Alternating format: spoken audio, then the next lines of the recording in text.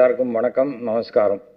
இது வந்து இன்னைக்கு வேர்ல்டு கப் கிரிக்கெட் மேட்ச்சு இன்னைக்கு நாங்கள் எப்படி வர்றது அப்படின்னு நம்ம பிராமண சமூகத்தை சேர்ந்த நிறைய பேர் என்கிட்ட கேட்டாங்க. நான் சொன்னேன், நம்ம வாழ்க்கை முக்கியமா இல்லை கிரிக்கெட் மேட்ச் விளையாடுறவங்க அவங்க வாழ்க்கை முக்கியமாங்கிறத நீங்கள் தீர்மானிச்சுக்காங்க. ஏன்னா இன்றைக்கி மேட்ச் முடிஞ்சு போச்சுன்னா நைட்டு ரெண்டு டீமும் ஒன்றா உட்காந்து ஒரே இடத்துல பார்ட்டி கொண்டாடுவாங்க. நம்ம அந்த மாதிரி பண்ண முடியாது. அது வந்து எனக்கு ரொம்ப நாளாக இப்போன்னு இல்லை, ஆரம்பத்திலிருந்தே நம்ம ஜாதி மதம் சகோதர சகோதரிகள் தாய் தந்தை எதுவுமே நம்ம தீர்மானிக்கிறது கிடையாது. இது இறைவனால் தீர்மானிக்கக்கூடிய ஒரு விஷயம். அந்த மாதிரியான இடத்துல தான் நம்ம பிறக்கிறோம். ஒரு தடவை பரமாச்சாரியார் கூட சொன்னார், ஒருவன் தேவையில்லாமல் ஒரு மதத்தை மாற்றி கொள்ள வேண்டிய அவசியம் இல்லை. ரயில்வே ஸ்டேஷனில் இறங்கி ஒரு 3 பேர் வீட்டுக்கு போகிறாங்க, 3 மதத்தை சேர்ந்தவர்கள். ஒருத்தன் சைக்கிள் ரிக்ஷாவில் போகிறான், ஒருத்தன் ஆட்டோ ரிக்ஷாவில் போகிறான், ஒருத்தன் குதிரை வண்டியில் போகிறான். அவ்வளோதான், அதுதான் மதம். அதை தாண்டி எல்லாரும் அவங்கவுங்க வீட்டுக்கு தான் போய் சேர்றாங்க. அதனால் இது போய் பெரிய ஒரு விஷயமே கிடையாது அப்படின்னு சொன்னார். அடுத்த மதத்தை சேர்ந்தவர்கள் நமக்கு வந்து உதவி செஞ்சால் அவர் நல்லா இருக்கட்டும்னு கடவுளை வேண்டிக்கலாமே தவிர, நாளையிலேருந்து அவர் அப்பான்னு கூப்பிட்றேன் அப்படின்னா அது சரியான ஒரு அணுகுமுறையாக இருக்காது. ஒவ்வொருத்தருமே அவரவர்கள் பிறந்த ஜாதியை பெருமையாக நினைக்க வேண்டுமே தவிர எந்த அடுத்த ஜாதியும் தவறாக நினைப்பதே தப்புங்கிறது தான் எங்கள் அப்பா எனக்கு சின்ன வயசுலேருந்து சொல்லி கொடுத்தது. நான் 1958 நாங்கள் மந்தவழி பாக்கத்துக்கு வந்தோம். அங்கே நாங்கள் எங்கள் பின்னாடி பாரதி நகர்னு ஸ்லம் ஏரியா. அங்கே பீட்ரு, பக்ரி, ஜானு, நூர் முகமது இவங்கெல்லாம் தான் எனக்கு ஃப்ரெண்டு. எங்கள் அப்பா ஒன்றும் சொல்ல மாட்டார். வெளியில் போய் விளையாட்டினே கை கால் ஆரம்பிக்க விபூதி விட்டுன்னு சாமி நமஸ்காரம் பண்ணு அவ்வளோதான் சொல்லுவாரே தவிர அவனை தொட்டியா இவனை தொட்டியா கிடையவே கிடையாது. அது வந்து நாம் என்ன செஞ்சிட்டோம், இந்த உயர் ஜாதி இந்துக்கள் அப்படின்னு ஒரு டேக்லைனை பெருமைக்காக சேர்த்துக்கிட்டோமா இல்லை யாராவது சொன்னோன்னா இது நல்லா இருக்குது அப்படின்ட்டு நம்ம வச்சுக்கிட்டோமான்னு தெரியாது. உயர் ஜாதி இந்துக்கள்ங்கிற வார்த்தை நம்முடைய கான்ஸ்டியூஷன்லேயே கிடையாது. இந்துக்கள், முஸ்லீம்கள், கிறிஸ்டியர்கள், ஜெயின்ஸ் அந்த மாதிரி தான் இருக்கே தவிர உயர் ஜாதி இந்துக்கள்ங்கிற வார்த்தையே கிடையாது. அது அரசியலால் உருவாக்கப்பட்டதை நாமளே அதை எடுத்துக்கிட்டு உயர்ந்த ஜாதி சரி எங்கே சாப்பிட போகிற இல்லை இனிமேல் தான் பிச்சை எடுக்கணும் அப்படின்னா அதில் என்ன இருக்குது? ஃபஸ்ட்டு தெரிஞ்சுக்கணும். வெறும் வார்த்தை. எனக்கு தெரிஞ்ச ஒருத்தர் சொல்வார், காரியமா வீரியமா அப்படிம்பார்.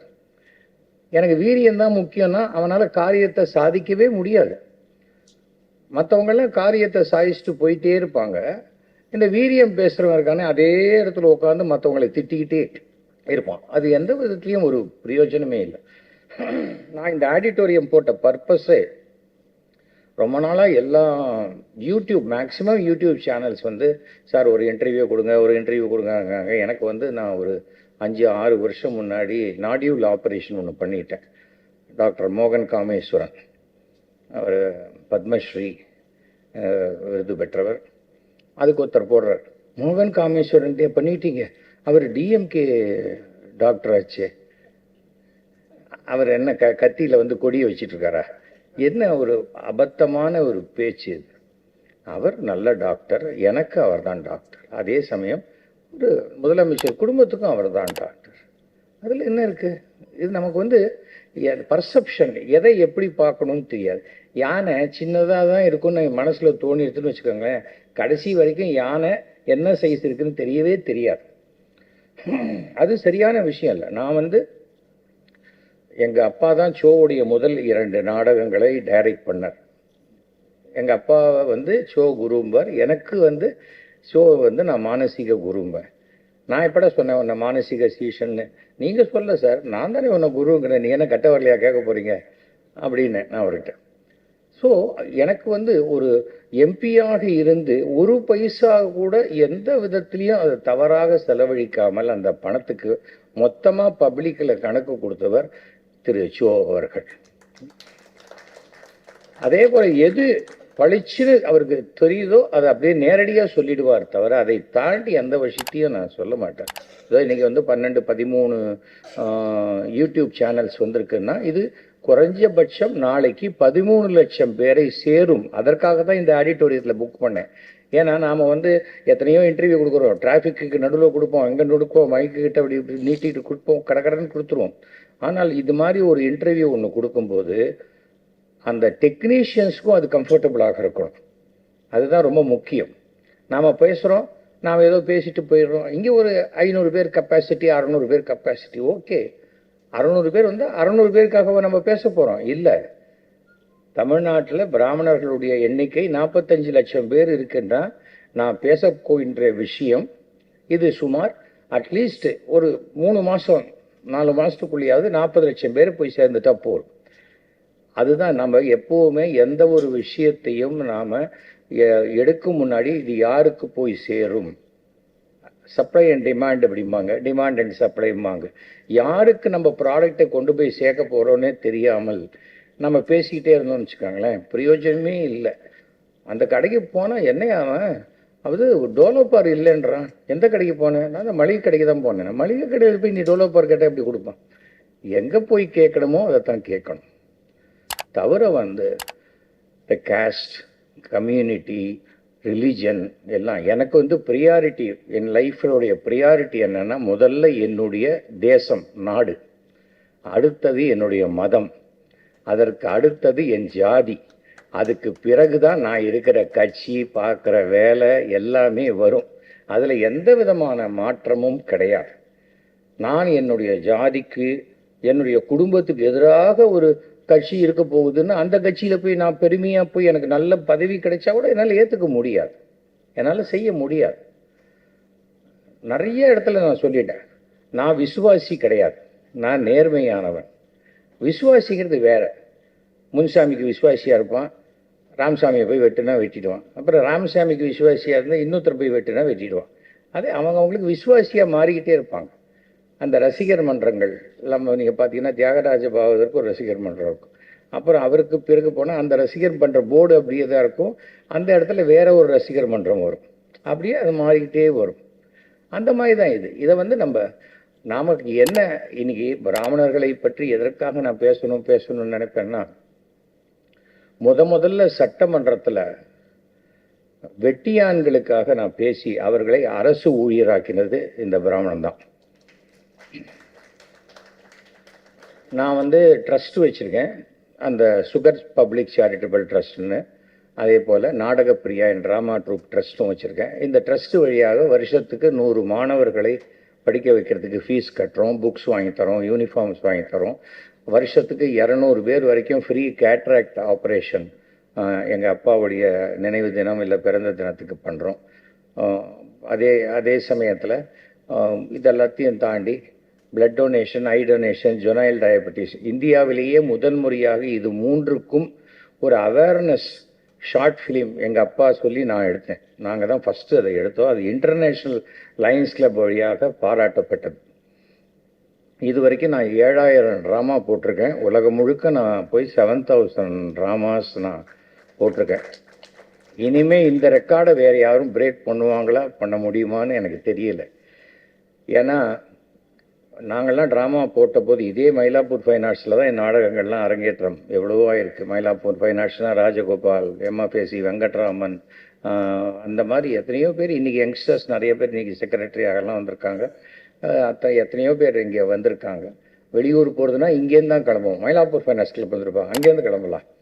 அந்த மாதிரி தான் நாங்கள் பண்ணியிருக்கோம். எதற்காக இதெல்லாம் நாங்கள் சொல்கிறேன்னு சொன்னால், எல்லாத்தையும் தாண்டி நான் வந்து இந்த அநாத பிரேத சமஸ்காரம்னு ஒரு அநாதைங்கிற வார்த்தையை சரியாக எப்படி யூஸ் பண்ண முடியலையான்னு தெரியல. யாரும் உலகத்தில் அநாதை கிடையாது. அநாதையாக விடப்பட்டவர்கள் இல்லை ஆதரவின்றி விடப்பட்டவர்கள் யார்.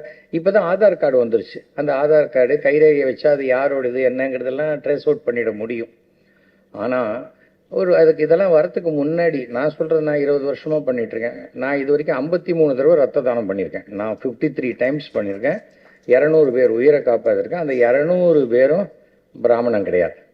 அதில் எல்லா ரிலிஜனும் இருக்காங்க.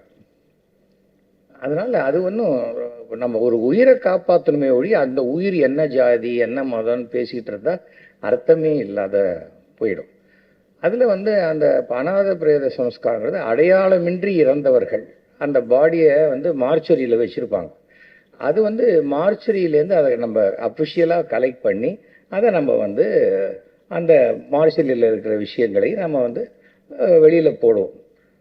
அந்த மாதிரி நம்ம போடும் பொழுது அதை போடும் பொழுது என்னன்னாக்க அதை நாங்கள் கொண்டு வந்து பர்மிஷன் வாங்கி கிருஷ்ணாம்பேட்டை இல்லை இந்த ஐஜி ஆஃபீஸு அந்த மாதிரி இடத்துல நாங்கள் மாஸ் பரியல் பண்ணுவோம். அப்போது ஒரு தடவை பார்க்குறேன், அந்த குழி வெட்டிகிட்டு இருக்கிற ஆள் அவன் பையனும் மண்ணை அள்ளி போடுறான். ஏய் நீ என்னடா படிக்கிற அப்படின்னு கேட்டேன். நான் வந்து அங்கிள் நான் 6th ஸ்டாண்டர்ட் படிக்கிறேன். 6th ஸ்டாண்டர்ட் படிக்கிற இங்கே எதுக்கு இந்த வேலை பண்ணிக்கிட்டு இருக்க? ஸ்கூலுக்கு போலியா நீ? ஆனால் விடுங்க சார், நமக்கு அப்புறம் அந்த பையன் அந்த வேலை எதுக்குடா வரணும்னு கேட்டேன். எதுக்கு வரணும்? இன்னொரு 10 வருஷம் ஆச்சுன்னா நீ இந்த வேலையை செய்ய முடியாது. நாளைக்கு ஒரு புல்டோசர் மாதிரி வரும், ஜேசிபி மாதிரி வரும், ரெடி பண்ணுவாங்க, டக்குன்னு போட்டு மூடிட்டு போயிடுவாங்க. மேனுவல் லேபருங்கிறது எதற்காக? உன் பையனுக்கு அரசாங்கம் இலவச சைக்கிள், இலவச படிப்பு, இலவச நோட் புக்கு எல்லாமே கொடுக்குறாங்க. என்ன படிக்க மாட்டேன்னு கிளம்பு, முதல்ல இந்த பையனை நீ இங்கேருந்து படிக்க இப்போ ஸ்கூலுக்கு நீ அனுப்பிச்சாதான் நான் இந்த அடுத்த ப்ராசஸ் பண்ணுவோன்னு சொல்லி அவங்கள அனுப்பிச்சிட்டு அந்த வாரம் சட்டமன்றம் இருந்தபோது நான் சொன்னேன், தினசரி பிணங்களோடையே வாழக்கூடியவர்கள் அவர்கள். காலையில் எழுந்தோன்னு வேண்டிக்கணும், நீங்கள் 2 பாடியாவது வந்தால் தான் நமக்கு பழப்பு அப்படின்னு அவங்க வேண்டிக்கவே கூடாது. தினசரி அந்த பிணங்களோடு இருக்கிறவங்களுக்கு நீங்கள் செய்யணும்னு சொல்லி அப்போ வந்து நம்முடைய இன்றைய முதலமைச்சர் ஸ்டாலின் அவர்கள், என்னுடைய அருமை நண்பர், அன்னைக்கு துணை முதல்வராக இருந்தார். அப்போ நான் கேட்டேன், இவர்களை நீங்கள் அரசு ஊழியராக்கணும்னு. உடனே பண்ணி கொடுத்தாங்க. அதற்கு பிறகு நான் சொன்னேன் ஒரு தடவை, இதே வெட்டியான்கள் கிட்ட பிணத்தை கொண்டு போய் அந்த இறக்கி அந்த காலில் கட்டியிருக்கிற கட்டவரில் கட்டியிருக்கிற அந்த கயத்தை அறுத்துட்டு இந்த பாடியை நீ எடுத்துக்கப்பா அப்படின்னு சொல்லக்கூடிய பிராமணனை மட்டும் உயர் ஜாதின்னு சொல்லி எல்லா சலுகையும் மறுக்கிறது எந்த விதத்தில் நியாயம்? நான் இன்னைக்கு பிராமணர்களுக்காக பேசுகிறேன்னா டிவி சுந்தரமையக்காருக்காகவோ இல்லை பிராமணர் சங்க தலைவர் நாராயணுக்காகவோ பம்மல் ராமகிருஷ்ணனுக்காகவோ எஸ்வி சேகருக்காகவோ நான் பேசலை. பிராமணர்களில் 95% பிராமணர்கள் தினசரி தினக்கூலிக்கு வேலை செய்யக்கூடியவர்களாகத்தான் இருக்காங்க. அதை நம்ம புரிஞ்சுக்கணும். நமக்கு கீழே இருக்கிறவங்களுக்காக நாம் ஒரு விஷயம் செய்தால் அதுதான் புண்ணியம், தர்மம். அதை விட்டுட்டு இதில் இப்போ நான் பக்கத்துலேக்கு பாயசம் கேட்குற மாதிரி கேட்டுட்டு இருந்தா இதில் எந்த விதமும் கிடையாது. அதுதான் நான் சொன்னேன், உயர் ஜாதி இந்துக்கள்னு சொல்லாதீங்க தயவு செய்து. 70 ஆண்டுகளாக அனைத்து சலுகைகளும் மறுக்கப்பட்ட ஜாதியினர்னு சொல்லுங்க. அதற்காகத்தான் இந்த இடபிள்யூஎஸ் கொண்டு வந்தாங்க. அந்த இடபிள்யூஎஸ் கிட்டத்தட்ட 24, 26 ஸ்டேட்டில் அமுல்படுத்தியிருக்காங்க. தமிழ்நாட்டில் இன்னும் அமுல்படுத்தலை. ஒவ்வொரு அரசுக்கும் ஒரு கொள்கை உண்டு. ஆனால் அதே சமயத்தில் சரி, ஆளுங்கட்சி இதை அமுல்படுத்த விருப்பப்படவில்லை. அப்போ எதிர்கட்சியாக இருக்கிறவங்க என்ன சொல்கிறாங்க? இல்லை, எங்களுக்கும் அது விருப்பம் இல்லை, நாங்களும் பண்ண மாட்டோம். அப்போது யாருமே பண்ண விருப்பம் இல்லைன்னா ஓட்டு மாத்திரம் நீ எதுக்கு மாறி மாறி ஓட்டு போட்டுட்ருக்க? சொல்லுங்கள். இங்கே 3 பேர் படம் தான் போட்டிருக்கேன். ராஜாஜி படம் போட்டிருக்கேன், அப்புறம் நடுவில் எங்கள் அப்பா, அடுத்தது திரு சோ என் மானசீக குரு. அப்பா எனக்கு என்னுடைய தாய் தந்தைக்கு அப்புறம் தான் பாக்கி எல்லாருமே. அதனால் அப்பா தான் குரு, அதுக்கப்புறம் தான் வேறு அடுத்த குருவெல்லாம் வாழ்க்கையில். ராஜாஜி என்ன சொன்னார்? ஃபஸ்ட்டு டைம் பிராமணர்கள் பூனலை கையில் பிடிச்சிக்கிட்டு திமுகவுக்கு ஓட்டு போடுங்க, அவர் தானே சொன்னார். நான் என்ன சொல்ல வரேன், திமுக, அதிமுக, மதிமுக, இப்போ புதுசாக பிராமணர்களால் ஆரம்பிக்கப்பட்டிருக்கக்கூடிய அந்தனர் முன்னேற்ற கழகம், எதை யார் வேணால் வச்சுக்காங்க, எல்லா ஏகப்பட்ட கட்சிகள் தமிழ்நாட்டில் இருக்கலாம். பிராமணர்களுக்கான ஒரு கட்சியே இருக்கக்கூடாது அப்படிங்கிறது தான் ஒரு கேள்வி. எதுக்காக இருக்கணும்? நமக்கு எதுக்கு கட்சி? நம்ம பாட்டுக்கு இருந்தோம் வந்தோம், சிவனேன்னு அவங்களுக்கு ஓட்டு போட்டுருவோம். சரி, நான் சிவனேன்னு ஒத்திரைக்கேவா ஓட்டு போட்டிருக்கீங்க? 91 ஓட்டு போடுறீங்க, 96 யாருக்கு ஓட்டு போட்டீங்க? ஏன்னா அப்போ சோ மாற்றி சொல்லிட்டார், இல்லை நீங்கள் உங்களுக்கு போடக்கூடாது, இங்கே தான் போடணும். அப்போது 96 மாற்றி போட்டோம். திருப்பி 2001, 2006 இப்படி தானே மாற்றி மாற்றி தானே நம்ம ஓட்டு போடுறோம். சங்கராச்சாரியார் கைதும் போது யாருக்கு ஓட்டு போட்டாங்க? மாற்றி தானே போட்டாங்க. நான் என்ன சொல்ல வரேன், நாம் ஜாதிகளால் இருக்கக்கூடியவர்கள் ஜாதிகளால் பிளவுபட்டிருக்கலாம். அரசாங்கம் என்ன பண்ணுது, அரசாங்கம் பிரிட்டிஷ்காரன் டிவைட் அண்ட் ரூல் பண்ணினான். அதைத்தான் இந்தியாவில் ஆளுகின்ற அரசுகளும் பண்ணுகிறது. அவன் அந்த எக்ஸஸ் பேகேஜ்னு எல்லா ரூலையும் இங்கே போட்டு போயிட்டான். அந்த ரூலை வச்சுக்கிட்டு தான் நாம் ஆண்டு கொண்டிருக்கிறோமே தவிர, நமக்காக தவறும் 28 கோடி பேர் இருக்கும்போது போடப்பட்ட சட்டங்களை நம்ம 148 கோடி பேருக்கு நம்ம அதையே பண்ணணும்னு நினச்சா சரியாக வராது. அரசியலமைப்பு சட்டத்தின்படி இங்கே இந்தியாவில் பிறந்த தமிழ்நாட்டில் பிறந்தவர்கள் தமிழர்கள், இந்தியர்கள், அவர்களுக்கும் அந்த சம உரிமை கொடுக்கப்பட வேண்டும். நீ ரிசர்வேஷனுக்கு நான் எதிரி கிடையாது. ஆனால் ரிசர்வேஷன் என்பது என்ன? தகுதி வாய்ப்பற்றவர்களுக்கு அந்த வாய்ப்பை வழங்க வேண்டும். 70 வருஷமா எந்த வாய்ப்பையும் கொடுக்கலையே. என்னுடைய தாத்தாவுடைய தாத்தாவுடைய தாத்தா படிச்சாருங்கிறதுனால அந்த தாத்தாவுடைய பேரனுடைய பேரன் படிக்கவே கூடாது, அவனுக்கு வாய்ப்பே கிடையாதுன்னு சொல்றது எந்த சட்டத்திலையும் இல்லை. அதற்காக சொல்றேன், நம்ம பிராமணர்கள்லயே நாம பெரும்பான்மையாக நம்ம பிராமணர்கள் இருக்கக்கூடிய கூட்டங்கிறதுனால நான் இதை சொல்றேன். நமக்கு எங்களுக்கு மூளை கடவுள் ஜாஸ்தி வச்சுட்டாரு, எல்லாத்தையோட எங்களுக்கு 3/4 அவுன்ஸ் மூளை ஜாஸ்தி. இந்த மாதிரி எல்லாம் உளராமல் இருக்கணும். உலகத்தில் எல்லாருக்கும் ஒரே அளவுக்கு தான் மூளை. அதை யாருக்கு எப்படி உபயோகப்படுத்தணுங்கிறது அவர்களுடைய ஒரு விஷயம், அவ்வளோதான். ஒரு பிராமணன் கூட அப்படியே நாங்கள் தமிழ்நாட்டில் ஒரு பிராமணன் கூட டாஸ்மாகில் எங்களை நீ பார்க்க முடியாது அப்படின்னு சேலஞ்ச் பண்ண முடியுமா? முடியாது. தினசரி பிணத்தோடு இருக்கக்கூடிய 70 பிராமணர்கள் கூட அதுக்கு பிணத்தோடையே வாழ்கிறாங்க. அவங்க என்ன தான் செய்வாங்க? நான் 2 பேர் குடிக்கிறத மட்டும் நான் எதிர்க்கவே மாட்டேன். ஒன்று, மனித கழிவுகளை அழுவதற்காக அந்த சாக்கடையில் இறங்குறான் பாருங்கள், அவன் குடிக்கிறது தப்பே கிடையாது. நான் எம்எல்ஏ ஆன புதுசில் ஃபஸ்ட்டு டைம் என்னுடைய முதல் கையெழுத்து போட்டு அதில் மனுஷன் இறங்கக்கூடாது, அது மெஷின் தான் வாங்கணுன்ட்டு 90 லட்ச ரூபா சாங்ஷன் பண்ணி 2 லாரி என்னுடைய ஏரியாவில் நான் வாங்கி கொடுத்தேன். அவன் பையன் என்ன யோசிப்பான்? உங்கள் அப்பா என்ன பண்ணுறான்? எங்கள் அப்பா சாக்கடையில் இறங்குறார் சொல்லுவானா? அவன் படிக்க வேணாமா? அவன் நல்லபடியாக வர வேணாமா? எல்லாருக்குமே இன்னைக்கு சொல்கிறாங்க இந்த அரசியல், குடும்ப அரசியல். குடும்ப அரசியல்ங்கிறது என்ன? ஜீன். நான் நடிகன், எங்கள் அப்பா நடிகராக இருந்தார் ட்ராமாவில், நான் சினிமா நடிகன், என் பையன் சினிமா நடிகராக இருக்கான், அவ்வளோதான். அது ஜீனில் இருக்குது. பார்த்துருக்கீங்களா? சேட்டு கடையில் பார்த்துருக்கீங்களா? 14 வயசுலேயே பையனை ஸ்கூல்லேருந்து உட்காத்தி வச்சுருவாங்க கல்லால். அவன் 15-16 வயசுக்குள்ளே அவன் அப்பா இது சரியில்லை, நான் டீல் பண்ணிக்கிறேன் அப்படிம்பாங்க. அந்த மாதிரி அது ஜீன். அதுக்காக செருப்பு தைக்கிறவன் பையன் செருப்பு தைச்சிக்கிட்டே இருக்க வேண்டிய அவசியம் கிடையாது. அது அவன் உடம்புல இருக்கும். செருப்பு தைக்கிறதுன்னு சொல்கிறோம். ஒரு செருப்பு கொடுக்குறேன், தைச்சு முடியுமா? இந்த கையிலேருந்து குத்தி இந்த கை வழியாக போய் வெளில இந்த கையும் சேர்த்து செருப்புக்குள்ளே போயிடும். எல்லாமே ஒரு கலை. அந்த மனிதனுக்கு உண்டான மரியாதையை நம்ம கொடுக்க தெரிஞ்சிட்டுன்னா பிரச்சனையே இல்லை. சில பேர் ஸ்கூல் நடத்துவாங்க, பெருசாக ட்ராமா போடுவாங்க, வாய் காது வரைக்கும் கிழியும். நாங்களாம் எப்படி தெரியுமா, அப்படி தெரியுமா, இப்படி தெரியுமான்னு பேசியே அடுத்த ஜாதிக்காரர்களுடைய வயிற்றரிசியில் கொட்டிப்பாங்க. அது மாதிரி பேசாமல் இருக்கிறது நல்லது. இதுங்க வீட்டுக்குள்ளேயே உட்காந்து பேசிக்கலாம் தன்னை பற்றி. யார் இப்போ கேட்டாங்க? யார் உயர்ந்த ஜாதின்னு எங்கேயாவது ரன்னிங் ரேஸ் வைக்கிறாங்களா? எல்லாரும் சமமாக இருக்கணும் தான். நான் சட்டமன்றத்தில் இருக்கும்போது சொன்னேன், சமத்துவபுரத்தை பற்றி பேசினாங்க. இந்த ஹவுசிங் போர்டுன்னு இருக்குது, அதுவே சமத்துவபுரம் தானே. என்னைக்காவது ஹவுசிங் போர்டு இது செட்டியார்களுக்கான ஹவுசிங் போர்டு, இது முதலியாருக்கான ஹவுசிங் போர்டுன்னு வந்ததே கிடையாது. எல்லாரும் ஒன்றாக இருக்கக்கூடிய, அவங்க வீட்டு சமையல் அவங்க வீட்டுக்குள்ளே இருக்க போகுது, அவ்வளோதானே. அதுக்கு மேலே என்ன இருக்குது? நான் 100% வெஜிடேரியன். ஆனால் அசைவம் சாப்பிடக்கூடிய என்னுடைய நண்பர்கள் யாராக இருந்தாலும் அந்த நான் வெஜிடேரியன் சாப்பிட்ற ஹோட்டலில் அவங்களோட உட்காந்து அந்த டேபிள்லேயே உட்காந்து நான் சைவம் சாப்பிடக்கூடிய மனோபாவம் எனக்கு உண்டு. அதில் எந்த தப்பும் கிடையாது.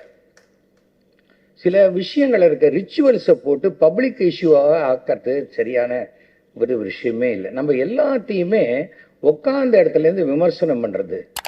நாளைக்கு அது ரோட்டில் பிரச்சனைன்னு வந்தால் ஐயோ நான் சொல்லேண்ணா அப்படிங்கிறது எதுக்கு? அது நான் அந்த தினக்கூலியா, எவ்வளோ பேர் தினக்கூலி பண்ணுறாங்க அப்படின்னு சில பேர் கேட்டார். அதுக்கு நான் சொன்னேன், புரோகிதர்கள் அன்னைக்கு அவர்களுக்கு ஏதாவது வந்தால் அது அன்றைக்கி தான் வருமானம் உண்டு. அதே போல் கோவிலில். குருக்களுக்கு என்ன சம்பளம் நினைக்கிறீங்க? 300 ரூபா, 500 ரூபா, மேக்சிமம் 2000 ரூபா, 2500 ரூபா மாத சம்பளம். தினக்கூலிக்கு சாதாரணமாக வேலை செய்கிற ஒரு கார்பெண்டர் சம்பளம் 1000 ரூபா, எலக்ட்ரீஷியன் சம்பளம் 1200 ரூபா ஒரு நாளைக்கு. ஆனால் இது என்னடா இது, இதை அப்போ அவன் இடத்துக்கு நான் வரணும் போங்க. அந்த 1000 ரூபாய்க்கு நீங்கள் யார் வேலைக்கு போவாங்க? அது அரசாங்க வேலை. நான் மாத்திரம் என் ஜாதியிலேருந்து அங்கே வந்துட்டா உடனே 50,000 ரூபா கொடுக்க மாட்டாங்க. அதில் ஈவோவாக இருக்கணும் கோவிலில். கோவிலில் வந்து வேற நிர்வாகத்தில் இருக்கிறவங்களுக்கு தான் 10,000 20,000. ஆனால் அந்த மந்திரங்களை 15 வருஷம் கஷ்டப்பட்டு படித்தவங்களுக்கு 2000 2500. சில சின்ன சின்ன கோவிலில் 200 ரூபா 300 ரூபா கூட இல்லாமல் அவர்கள் தன் தட்டில் வர காசை அங்கே இருக்கிறவங்களை கேட்டு கோவிலுக்கு எண்ணெய் வாங்கி ஊற்றக்கூடிய நிலைமையில தான் இன்னைக்கு எத்தனையோ பிராமணர்கள் இருக்காங்க. அடுத்தது சமையல் வேலை செய்கிறவங்க, டேபிள் துடைக்கிறவங்க, பணம் சுமக்கிறவங்க, அதே போல் வந்து கட்டட வேலை செய்கிறவங்க, ஆட்டோ ஓட்டுறவங்க, எல்லாத்துலேயும் பிராமணர்கள் இருக்காங்க. அவன் ஏதோ பூனலை போட்டுக்கிட்டு அப்படி நின்னாதான் பிராமணன் இல்லை. அவன் சில சந்தர்ப்ப சூழ்நிலை நமக்கு வேண்டாம், நம்ம ஒரு காமன் மேனாக காட்டிப்போம் அப்படின்னு இருக்கிறவங்க எத்தனையோ பேர் இருக்காங்க. நாம் அவர்களுக்காக பரிதாபப்படணும், அவர்கள் வாழ்க்கையை முன்னேற்றணும். எனக்கு முஸ்லீம்ஸ் கிட்ட ரொம்ப ஒன்று பிடிக்கும். இந்த ஜமாத்துன்னு ஒன்று இருக்குது. அந்த ஜமாத்தில் என்ன பண்ணுவாங்க, அந்த முஸ்லீமில் ரொம்ப கஷ்டப்படக்கூடியவர்களுக்கு அந்த அங்கே முஸ்லீம் பணக்காரர்களுடைய பணங்களை வாங்கி அவங்ககிட்டேருந்து இவங்களுக்கு கொடுத்து இவர்களை வாழ்க்கையில் முன்னுக்கு கொண்டு வர சொல்லி அப்புறம் அந்த பணத்தை திருப்பி கொடுக்கறதுக்காக அந்த ஜமாத்தில் பண்ணுவாங்க. அது உறவின் முறை நாடார் பண்ணுவாங்க, செட்டியார் கம்யூனிட்டியில் பண்ணுவாங்க. நாம் பண்ணுறதில்ல. சும்மா கொழுப்பு அவனுக்கு சும்மா வேலை செஞ்சா என்ன அப்படின்ட்டு நம்ம கிரிட்டிசைஸ் பண்ணுறோம். பண்ணாதீங்க. ஏன்னா அவன் வந்து பிராமணன் வந்து மந்திரங்கள் சொல்லி பழக்கப்பட்டவன். அவனுக்கு வந்து அவனுக்கும் அவன் ஜீனில் வந்து அந்த கெஞ்சி கேட்டு ஐயா தாயேன்னு அவனுக்கு பழக்கம் இல்லை. அப்படி இல்லாதவன் வந்து ஓரளவுக்கு வந்து ஒரு ரொம்ப டைட்டாக இருக்குது, என்ன பண்ணுறதுனே தெரியல அப்படின்னா அவன் ஒழுக்கமான ஒருத்தனாக இருந்தாலும் அவனுக்கு உதவி செய்யறதுக்கு மறுக்காதீங்க. அதுதான் நான் சொல்கிறேன். அந்த மாதிரி இருக்கும் பொழுது நமக்கு எத்தனையோ இருக்குது. பிராமணர்கள் பங்கு, யாராவது பிராமின்ஸ் வந்து நம்ம இராணுவத்தில் இருந்திருக்காங்களா? இந்த ஃபேஸ்புக்கு, ட்விட்டர், அப்புறம் இந்த இதெல்லாம் அது வேஸ்ட், வெட்டி வேலை. ஒரு கையில் ஒரு பீடியை வச்சுக்கின்னு, இந்த கையில் ஒரு டீயை குடிச்சிக்கின்னு, வாய்க்கு வந்து காத்தால பல்லு கூட தேய்க்காம என்ன வேணால் எழுதலாம். இப்போ கூட ஒருத்தன் காமிச்சாங்க, யாரோ சேகர் அப்படின்னு போட்டு ஒரு முஸ்லீம் லேடி. அந்த முஸ்லீம் லேடி பாகிஸ்தானில் இருக்கலாம், எஸ்வி சேகர் உறவுக்காரியம்.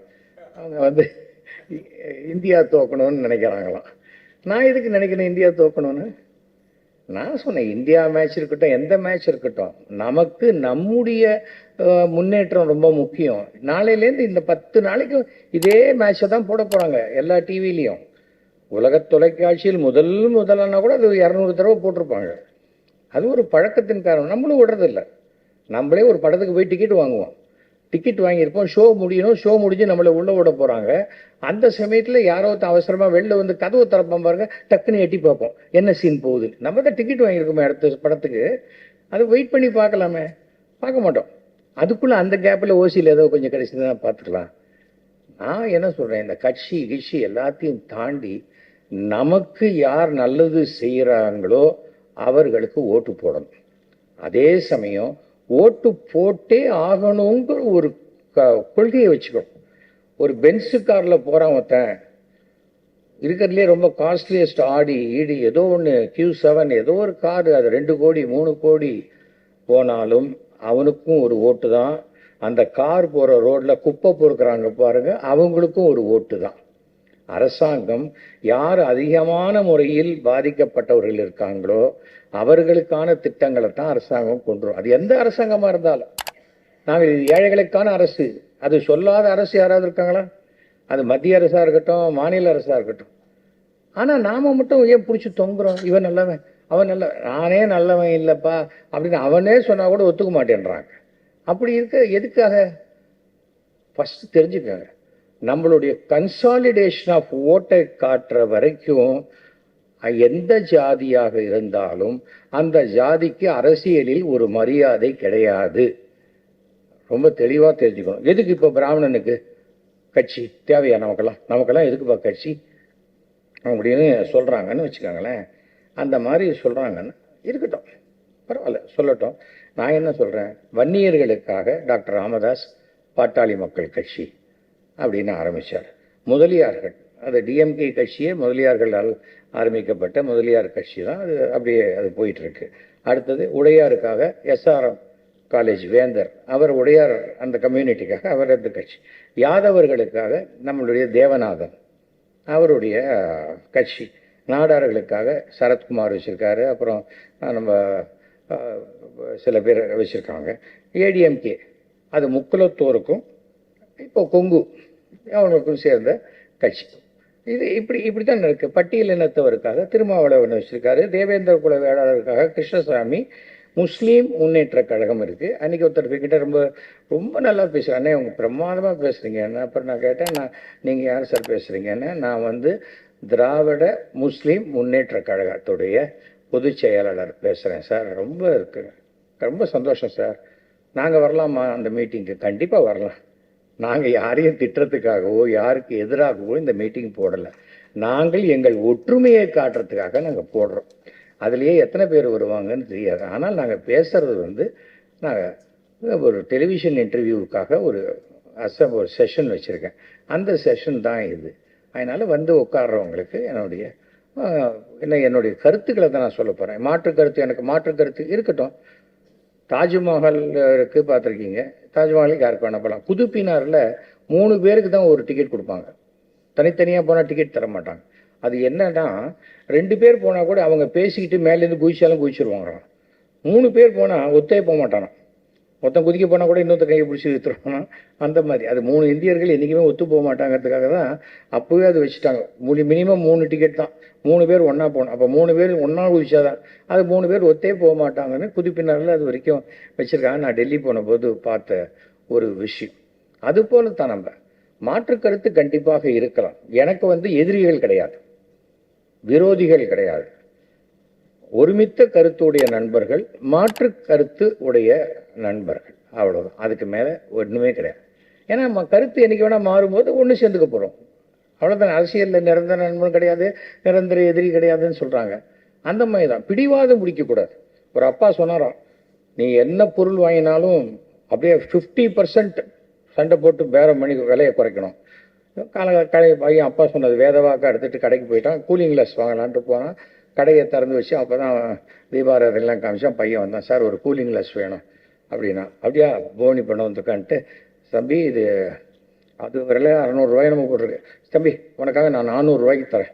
இவனுக்கு அப்பா சொன்னது ஞாபகம் வந்துருச்சு. 200 ரூபாய்க்கு கொடு அப்படின்னு.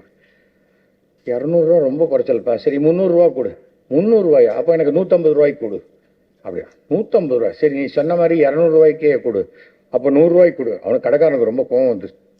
ஏன்னா சாகுறாகிரி காலங்காத்தாலும் உனக்காக அட்ஜஸ்ட் பண்ணி வந்தால் இப்படிலாம் பேசுகிறேன். இந்தா சும்மா வச்சுக்க. சும்மாவா அப்படின்னா எனக்கு 2 கொடு அப்படின்னு. நான் இந்த மாதிரி பேரம் பேசி தான் எப்படி வாழ்க்கையில் முன்னுக்கு வர முடியும்? யதார்த்தத்தை மீறின சிந்தனைகளே நம்ம வச்சுக்க வேண்டிய அவசியம் கிடையாது. மயிலாப்பூரில் சங்கராச்சாரியார் கைது போது நம்ம ஆட்கள் கத்தினாங்க, ஐயோ சங்கராச்சாரியார் கைது பண்ண எஸ்வி சேகருக்காக ஓட்டுனாங்க. ஆனால் அதே எஸ்வி சேகருக்குத்தான் ஓட்டு போட்டு இங்கே நான் மயிலாப்பூரில் எம்எல்ஏ ஆனேன். அந்த மரியாதையும் அந்த நம்பிக்கைக்காகவும் 5 வருஷம் நான் எம்எல்ஏ இருந்தேன். ஆனால் 3 வருஷம் தான் கட்சியில் வச்சுருந்தாங்க. கட்சி விட்டு அமைச்சிட்டாங்க. நானாக எந்த கட்சியை விட்டு வெளில போகிறதே கிடையாது. அவங்களே கூப்பிடுவாங்க, அவங்களே அனுப்புவாங்க. நான் இன்னி வரைக்கும் நான் பாஜகவில் தான் இருக்கேன். ஏன்னா இன்னும் என்னை அனுப்பலை அவங்க. அதுக்காக நான் பாஜகவில் இருக்கேன். ஆனால் எதுக்காக இதை நான் இதை சொல்கிறேன்னு சொன்னால், நான் எந்த விதமான லாபத்துக்காகவும் கட்சி மாறுறதே கிடையாது. ஏன்னா அவங்க வச்சுக்கிறதுக்கு அவங்களுக்கு முடியல. அந்த 5 வருஷமும் சுமார் 300 கோடி ரூபாய் வேலைகள் மயிலாப்பூரில் நடந்தது. மயிலாப்பூருடைய இந்த அடையார் பூங்கா உள்பட 150 கோடி ரூபாய் உள்பட நடந்தது. ஆனால் ஒரு பைசா கூட கமிஷன் வாங்காத ஒரு ஆனஸ்ட் எம்எல்ஏ நான் இருந்திருக்கேன். அதனால்தான் நான் ஷோ படத்தை போட்டிருக்கேன் தைரியமாக. நான் பண்ணுற திட்டத்தனத்தெல்லாம் பண்ணிட்டு இருக்கிறவங்கெல்லாம் போட்டு நான் தான் மறுபடியும் காந்தியோட அவதாரம், அதெல்லாம் எனக்கு அவசியம். அதே போல் எல்லாத்துக்கும் பதில் சொல்ல முயற்சி பண்ணாரு. இந்துக்கள் 100% என்றால் அதில் பிராமணர்கள் 3%. ஆனால் இந்துக்களை பற்றி ஏதாவது சொல்லிட்டா அப்படியே பாஞ்சு நிற்கிறீங்க. பாக்கி 97% என்ன பண்ணுறாங்க? குவைட்டாக இருக்காங்கல்ல, அதனால் அவங்களுக்கு இந்துக்கள்ன்ற உணர்வு இல்லையா? இருக்குது. ஆனால் நாம தான் இதை காப்பாற்ற போகிறோன்னு வராதிங்க. நீங்கள் ஒரு கட்சியில் இருந்து வந்தாலும் ஒரு இடத்துல வந்து வந்தாலும் ஒரு கேஸுன்னு உள்ளே வந்துட்டா நீங்கள் ஒரு நாளில் ரிலீஸ் ஆகலாம், இல்லை 3 நாளில் பெயில் கிடைக்கலாம். ஆனால் அந்த கேஸோடைய எஃப்ஐஆர் முடியறதுக்கு 5 வருஷம் ஆகலாம், 8 வருஷம் ஆகலாம். அது வரைக்கும் உங்களுக்கு வேலையோ பாஸ்போர்ட்டோ வேறு சில விஷயங்களோ நடக்காதையே போயிடும். ஏன்னா அந்த கிளியரன்ஸ் சர்டிஃபிகேட் இல்லைன்னா எதுவுமே பண்ண முடியாது, காப்பாற்ற மாட்டாங்க. நீங்கள் ஒரு கட்சிக்கு போனால் உங்கள் வேலையை நீங்கள் செஞ்சால் நீங்கள் பெருமைப்பட்டுக்கலாம், அது கூட கட்சி பெருமைப்பட்டுப்பாங்களான்னு தெரியாது. அதற்கு இதெல்லாம் நான் எந்த உதாரணத்தையும் சொல்ல, நான் தான் உதாரணம் எல்லாத்துக்கும். அதுதான் என்ன எதுக்காக சொல்றேன்னா, நம்ம ஒருத்தருக்காக யாரோ ஒருத்தரை ஃபைட் பண்றது இருக்குல்ல, ரொம்ப தவறான விஷயம். செய்யாதீங்க. உங்களுக்கு என்ன வேணும் செய்யுங்க. அதுதான் நமக்கு எந்த ஜாதியோட சண்டை யாரோடையும் கிடையாது. இந்தியாவில் சுதந்திரம் வந்ததுலேருந்து வச்சுக்காங்க, அதுக்கு முன்னாடியே வச்சுக்காங்க, எந்த கம்யூனல் கிளாஷ்லையும் ஒரு எஃப்ஐஆர் கூட இல்லாதவன் தான் பிராமணன். நல்ல பெருமையாக நம்ம சொல்லிக்கலாம். ஜாதி கலவரத்துக்கு போனோம், ஆணவ கொலை பண்ணிட்டாங்க, இந்த மாதிரி இன்னொரு ஜாதியோட சண்டை போய் வெட்டிட்டான், எதுலேயும் இந்த பிராமணன் போக மாட்டான். அந்த தெருவில் ஆக்சிடென்ட்னா நான் இந்த தெரு வழியாக போயிடுறேன்ட்டு இப்படி போயிடுவாங்க. அது மாதிரி ஓட்டு போடுறதையும் இருக்காதீங்கன்னு நான் சொல்கிறேன். ஓட்டு போடணும், பிடிச்சதோ பிடிக்கலையோ நீங்கள் ஓட்டு போடணும். பிடிச்சவங்களுக்காக ஓட்டு போடுங்க, இல்லை பிடிக்காதவங்களுக்கு எதிராக ஓட்டு போடுங்க. இப்போ தான் நோட்டான்னு ஒரு சிஸ்டம் கொண்டு வந்து கொடுத்துருக்காங்களே, எனக்கு யாருமே விருப்பம் இல்லைன்னா அது ஓட்டு போடுங்க. 49O என்ன தெரியுமா? ஏன் அது 49Oன்னு வந்தது? இதெல்லாம் எல்லாம் இந்து தர்மத்தில் இருக்குது. 7 ஜென்மத்திலையும் நான் பிரிய மாட்டேன்னு சொல்லுவாள் கணவன்கிட்ட பிறந்த நாளைக்கு. அவனுக்கு இன்னும் ஒரு ஷாக் அது. இல்லை இவதானா நமக்கு 7 ஜென்மத்திலையும் அப்படிங்கிற மாதிரி. அது என்ன ஜென்மம்? 7னா 49 ஜென்மம். 49 ஜென்மம் முடிந்த பிறகு பூஜ்யம், அதுக்கு பிறகு அந்த ஜென்மம் கிடையாது. அப்படின்னா பூஜ்யம், அதான் 49க்கு வரும் பூஜ்யம். அது என்னமே கிடையாது. அதுதான் 49O. 49Oங்கிறது என்ன? யாருக்கும் ஓட்டு கிடையாது. நம்ம சில விஷயங்கள் தற்செயலாக அமைஞ்சாலும் சரி, இதுவாக அமைஞ்சாலும் அதான் உண்மை. அதை தெரிஞ்சுக்கலாம். யூபியில் மாயாவதி என்ன பண்ணாங்க? யூபியில் கிட்டத்தட்ட 11% மேலே பிராமின்ஸ். அவங்க பிராமின்ஸோடு சேர்ந்தாங்க. சேர்ந்தபோது மிகப்பெரிய சக்ஸஸ். ஆனால் ஆட்சி அமைப்பெல்லாம் வேறு மாதிரி இருக்கலாம், அது நமக்கு பிரயோஜனம் இல்லை. ஆனால் நான் என்ன சொல்கிறேன், நமக்கு யார் நல்லது செய்கிறாங்க? ஏன் அப்படி இருக்கும்பொழுது தமிழ்நாட்டில் 45 லட்சம் பிராமணர்கள் இருக்காங்க. அதில் 5 லட்சம் பிராமணர்கள் வேலை வாய்ப்புக்காக, இங்கே வேலை வாய்ப்பு இல்லை, இங்கே கவர்மெண்ட் வேலை கிடையாது, அது கிடையாது, கிளம்பி ஃபாரின் போயிட்டாங்க. ஃபாரினில் போய் செட்டில் ஆகிட்டாங்க. 5 லட்சம் பிராமணர்கள் ஃபாரினில் போயிட்டாங்க. இன்னொரு 5 லட்சம் பிராமணர்கள் நான் கட்சியில் தான் இருக்கேன், இந்த கட்சி இவர் தான் எனக்கு அப்படியே நம்மளெல்லாம் அப்படி தான் இவர் தான் காப்பாற்ற போகிறார், 26ல் இவர் தான் சீஃப் மினிஸ்டர் அப்படின்னு நம்மளே கனவு கண்டுக்கிட்டு உட்காந்துக்கிட்டு கட்சியில் இருக்காங்கன்னு வச்சுக்கோங்க. அது பாட்டுக்கு ஒரு குரூப் கட்சியில் இருக்கும். அப்புறம் இது 5-10 லட்சம் பேர் போயிடுச்சு. இன்னொரு 10 லட்சம் இன்னும் நான் இது வரைக்கும் ஒரு தடவை கூட ஓட்டு போட்டதே இல்லைன்னு அல்பமாக பெருமையாக சொல்லிட்டு வீட்லேயே உட்கார்ற ஒரு கூட்டம். அன்றைக்கி டிவியில் என்ன படம் வருது, அறத்தை பழச படம் வருது, அதை பார்த்துட்டு உட்காந்துருப்பாங்க. இல்லை வெயில் தாழ நான் வரேன் அப்படிப்பாங்க. இவங்க போகிறதுக்குள்ளே 4 பேர் ஓட்டு போட்டு போயிடுவாங்க. இது ஒரு குரூப். இதை தாண்டி பாக்கி இந்த 20 லட்சம் பேர் போச்சுன்னா இன்னொரு 25 லட்சம் பேரில் நமக்கு 5 லட்சம் பேர் தமிழ்நாட்டில் ஓட்டு போட்டால் போரும். அந்த 5 லட்சம் பேர் ஏன் போட்டால் போரும்னு நான் சொல்கிறேன்னா, நமக்கு 234 தொகுதி, ஒரு தொகுதிக்கு 2000 ஓட்டு வாங்கினா 5 லட்சம் ஓட்டு வந்துடும். 5 லட்சம் ஓட்டு வரல, 3 லட்சம் ஓட்டு தான் வருது. பரவாயில்ல. ஏன் பரவாயில்லைன்னு சொல்கிறேன்னா, தமிழ்நாட்டினுடைய ஆட்சி மாற்றம் 2.5 லட்சம் இல்லை 3 லட்சம் ஓட்டில் தான் நடக்குது. அதை நீங்கள் முதல்ல தெரிஞ்சுக்க, அதுதான் முக்கியம். இது எதுக்காக நான் சொல்கிறேன்னா, இதை பாருங்கள், நான் ஒன்றும் எல்லாமே தமிழ்நாட்டில் 30,000க்கு மேற்பட்ட பிராமண வாக்காளர்கள் இருக்கக்கூடிய தொகுதி ஆலந்தூர், டிநகர், மயிலாப்பூர், ஸ்ரீரங்கம், கும்பகோணம், நம்ம இதுக்கப்புறம் வேளச்சேரி, இதெல்லாம் வரும். ஏன் தொகுதி மறுசீரமைப்புன்னு பண்ணுறாங்க? குறிப்பிட்ட ஜாதிக்காரங்க இல்லை ஜாஸ்தி வந்துடக்கூடாதுன்னு அதை பிரித்து தான் பண்ணுவாங்க.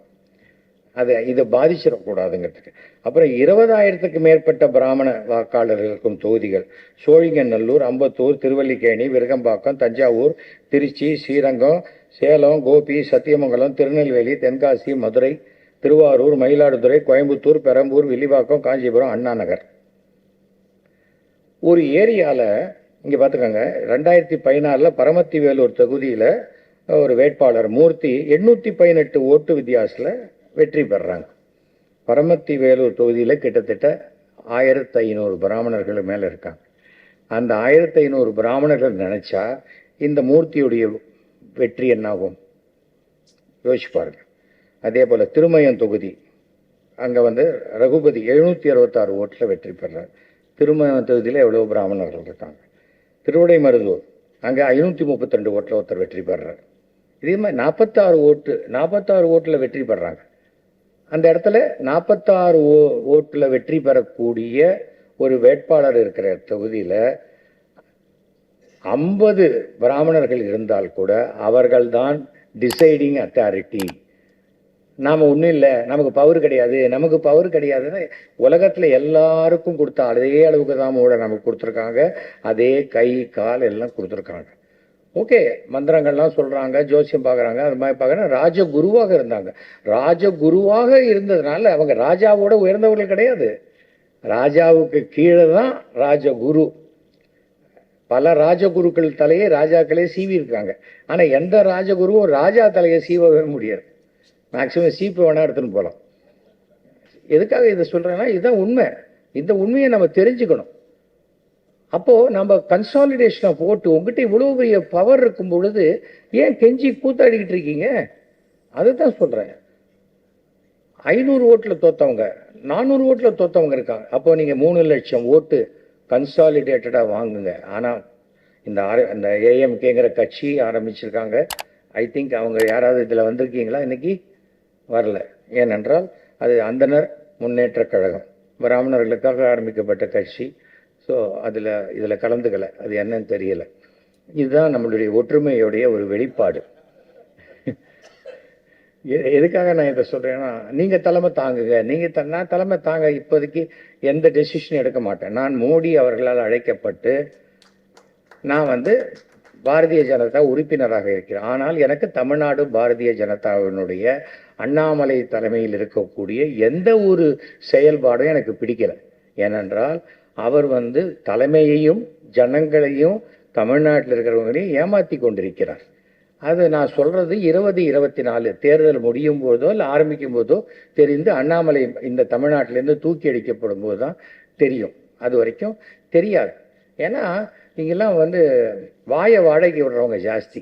வாயை கிழிய பேசிக்கிட்டே இருக்கலாம். அது ஆகவே ஆகாது, வேலைக்கே ஆகாதுங்கிறது தான் அவர் ஒரு பிராமின் ஹேட்டடாக இருக்கார். 100% ஒரு பிராமணன் கூட பிஜேபியில் இருக்கக்கூடாது அப்படிங்கிற ஒரு முடிவோடு அவர் செயல்பட்டு கொண்டிருக்கிறார். அப்போ எனக்கு எப்படி அவரை பிடிக்கும்? எனக்கு பிடிக்காது. அவர் எனக்கு கொங்கு மக்களை பிடிக்கும்னு சொல்லட்டும், ஓகே, இது நேச்சுரல். ஆனால் எனக்கு ஒரு பிராமணன் கூட கட்சியில் இருக்கக்கூடாது. எத்தனை தொகுதியிலேருந்து பிராமண பொறுப்பாளர்கள்லாம் பிஜேபியிலேருந்து நீக்கிட்டாங்க. அப்போ நீங்கள் அலையிறீங்க, ஐயே இல்லை அண்ணாமலை தான். அண்ணாமலையே நீங்கள் வேணான்றாரு. அப்போ நீங்கள் எதுக்கு அலையிறீங்க? 10% இடபிள்யூஎஸ் கொண்டு வந்தார் மோடி அவர்கள். அது எம்ஜிஆருடைய கனவு. அந்த கனவை நிறைவேற்றியது மோடி அவர்கள். 2018 நான் திருச்சியில் பெரிய மீட்டிங் போட்டு அதுக்கு தேங்க் பண்ணி அந்த சம்பந்தப்பட்டு, அது ஒன்றும் பிராமணர்களுக்கான விஷயம் இல்லை, 78 ஜாதி இருக்கிறவங்களுக்கு. அந்த 78 ஜாதியில் கிட்டத்தட்ட பிராமணர்ல ஐயங்க, பிராமணர்னு சொல்லாதீங்க, ஐயர்னு சொல்லுங்க, அவ்வளோதானே. நீ பிராமணன்னு சொன்னாதானே நான் பிராமணன் அல்லாதவன்கிற பேச்சு வருது. இல்லை, ஐயரு, நான் ஐயருன்னு சொல்லுங்க. அப்போ நான் செட்டியாருன்னு சொல்ல போகிறாங்க. நான் ஐயக்காரன்னு சொல்லுங்க, நான் முதலியாருன்னு சொல்ல போகிறாங்க. எதுக்கு நான் பிராமின், எதுக்காக எதை சொல்றீங்க? சொல்ல வேண்டிய அவசியமே கிடையாது. நாம பெருமைக்காக பேசக்கூடிய விஷயங்கள் இன்றைக்கு சமுதாயத்தில் பல விஷயங்கள் தப்பா போகுது. அண்ணாமலை பண்ணக்கூடிய அரசியல் விமர்சிக்கிறதுக்கு இந்த மேடை கிடையாது. ஆனால் அண்ணாமலை பண்ற அத்தனை அரசியலும் அது ஒரு பூஜ்ஜியத்துக்கு வழிகாட்டக்கூடியது. அங்கே மோடி எதனால நான் இப்போ இப்படி பேசுறதுனால ஐயோ மோடி வராத போயிடுவாருன்னு நினைக்காதீங்க. 2024 தேர்தலில் 3வது முறையாக இந்தியாவின் பிரதமராக ஃபுல் மெஜாரிட்டியோட மோடி அவர்கள் அமருவார். ஆனால் அதற்கு தமிழ்நாட்டினுடைய அண்ணாமலையுடைய பங்கு பூஜ்ஜியமாக தான் இருக்கும்.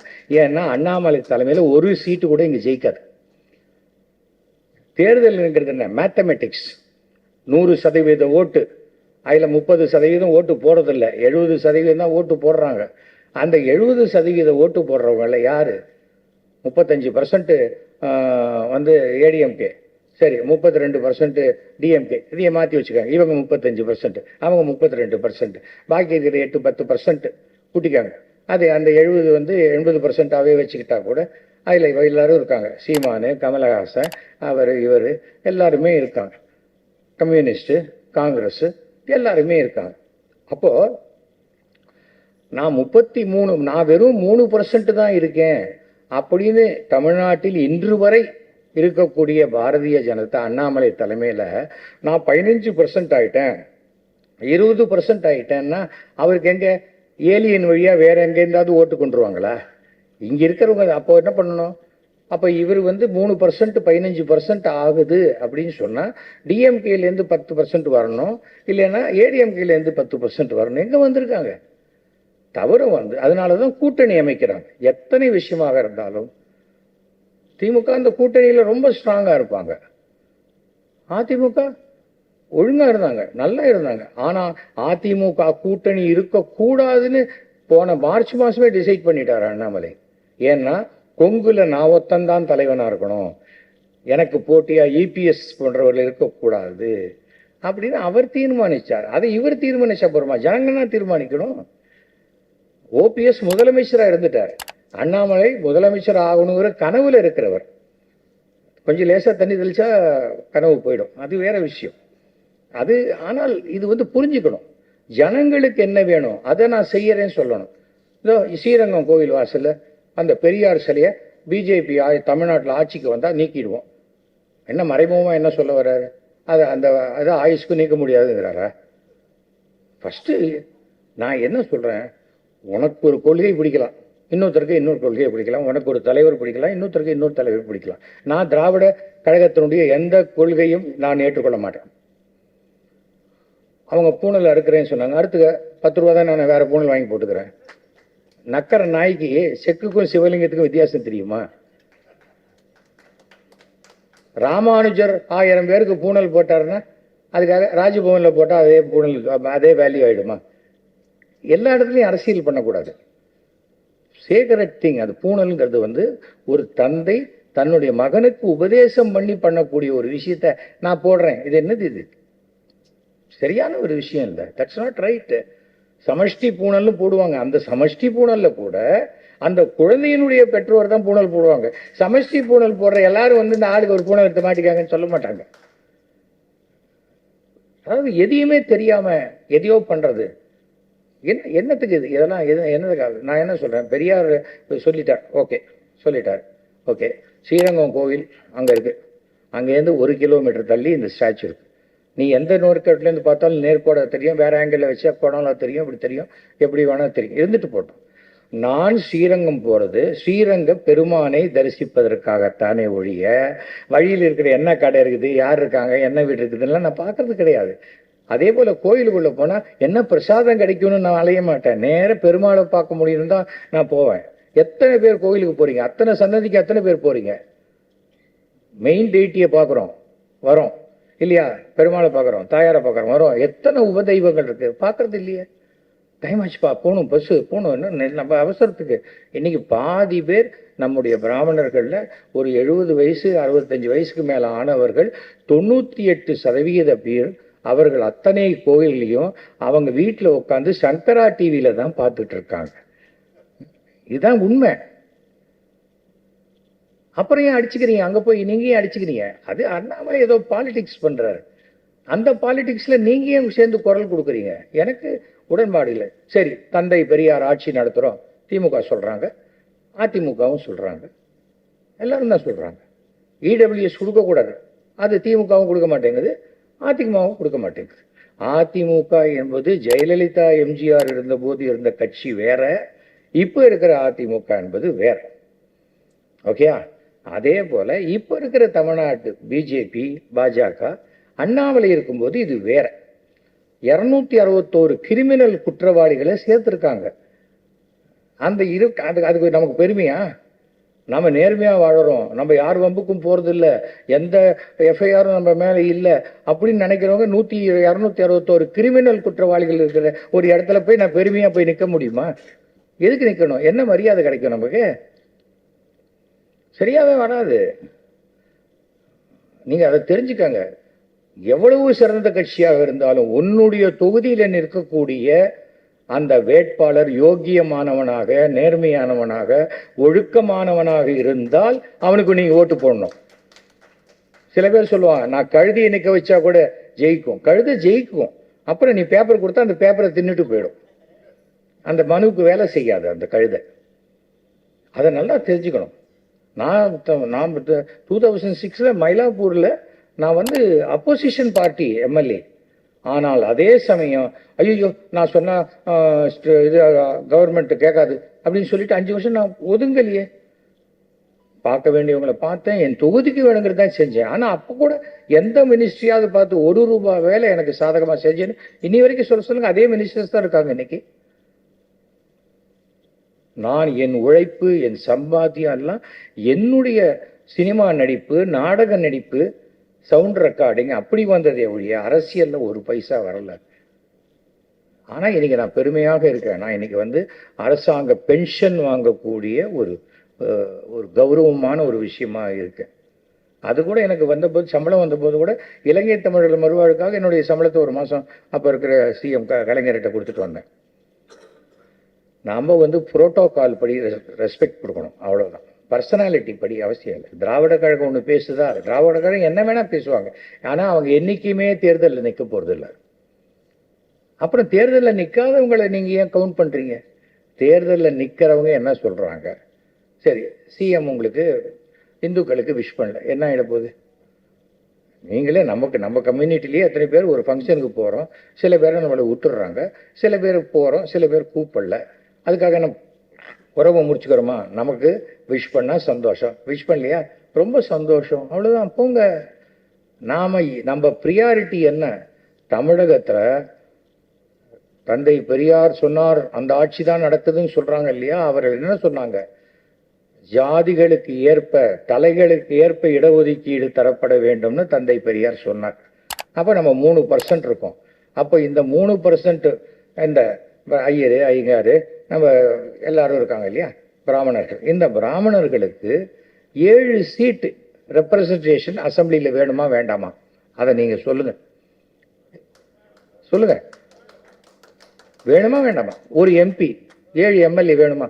ஜெயலலிதா இருந்த வரைக்கும் 3 எம்எல்ஏ கண்டிப்பாக இருந்தாங்க, அது அவங்களையும் சேர்த்து. நான் கூட சொன்னேன், என்ன 3 கொடுக்குறீங்க, ஒரு 4-5 கொடுக்கலாமே, நான் இருக்கேன்னு உங்களுக்கு போறாதா அப்படின்னாங்க. அது வேற. ஆனால் அது போருமா? நான் தான் சாப்பிட்டேனே, நீ எதுக்கு சாப்பிடணும்னு கேட்டேன், எப்படி சரியா இருக்கும்? நான் அதுக்கு தான் ஏன் இதை படித்தேன்.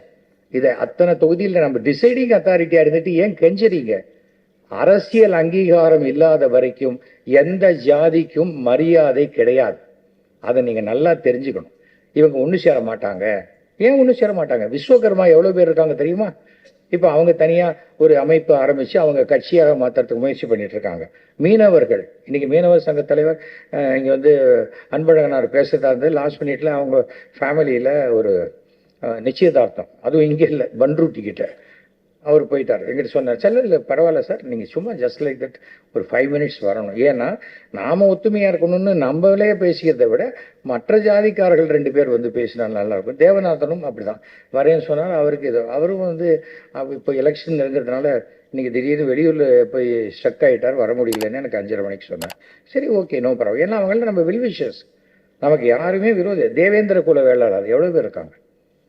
நான் பார்ட்டிலேயே அந்த ரெப்ரசன்டேஷன் இல்லைங்க. தமிழ்நாட்டின் ஜனத்தொகையில் மிக அதிகமான எண்ணிக்கையில் உடையவர்கள் வன்னியர்கள். ஆனால் 2 வன்னியர் ரெப்ரசன்டேஷன் தான் தமிழ்நாடு பிஜேபியில் இருக்கு, வேற யாரும் இல்லை. அப்படி பார்த்தேன்னா கொங்கு சைடில் இருக்கிறவங்க 30 பேர் இருக்காங்க. அது எப்படி ஓட்டுகளை நீ கன்சாலிடேட் பண்ண முடியும்?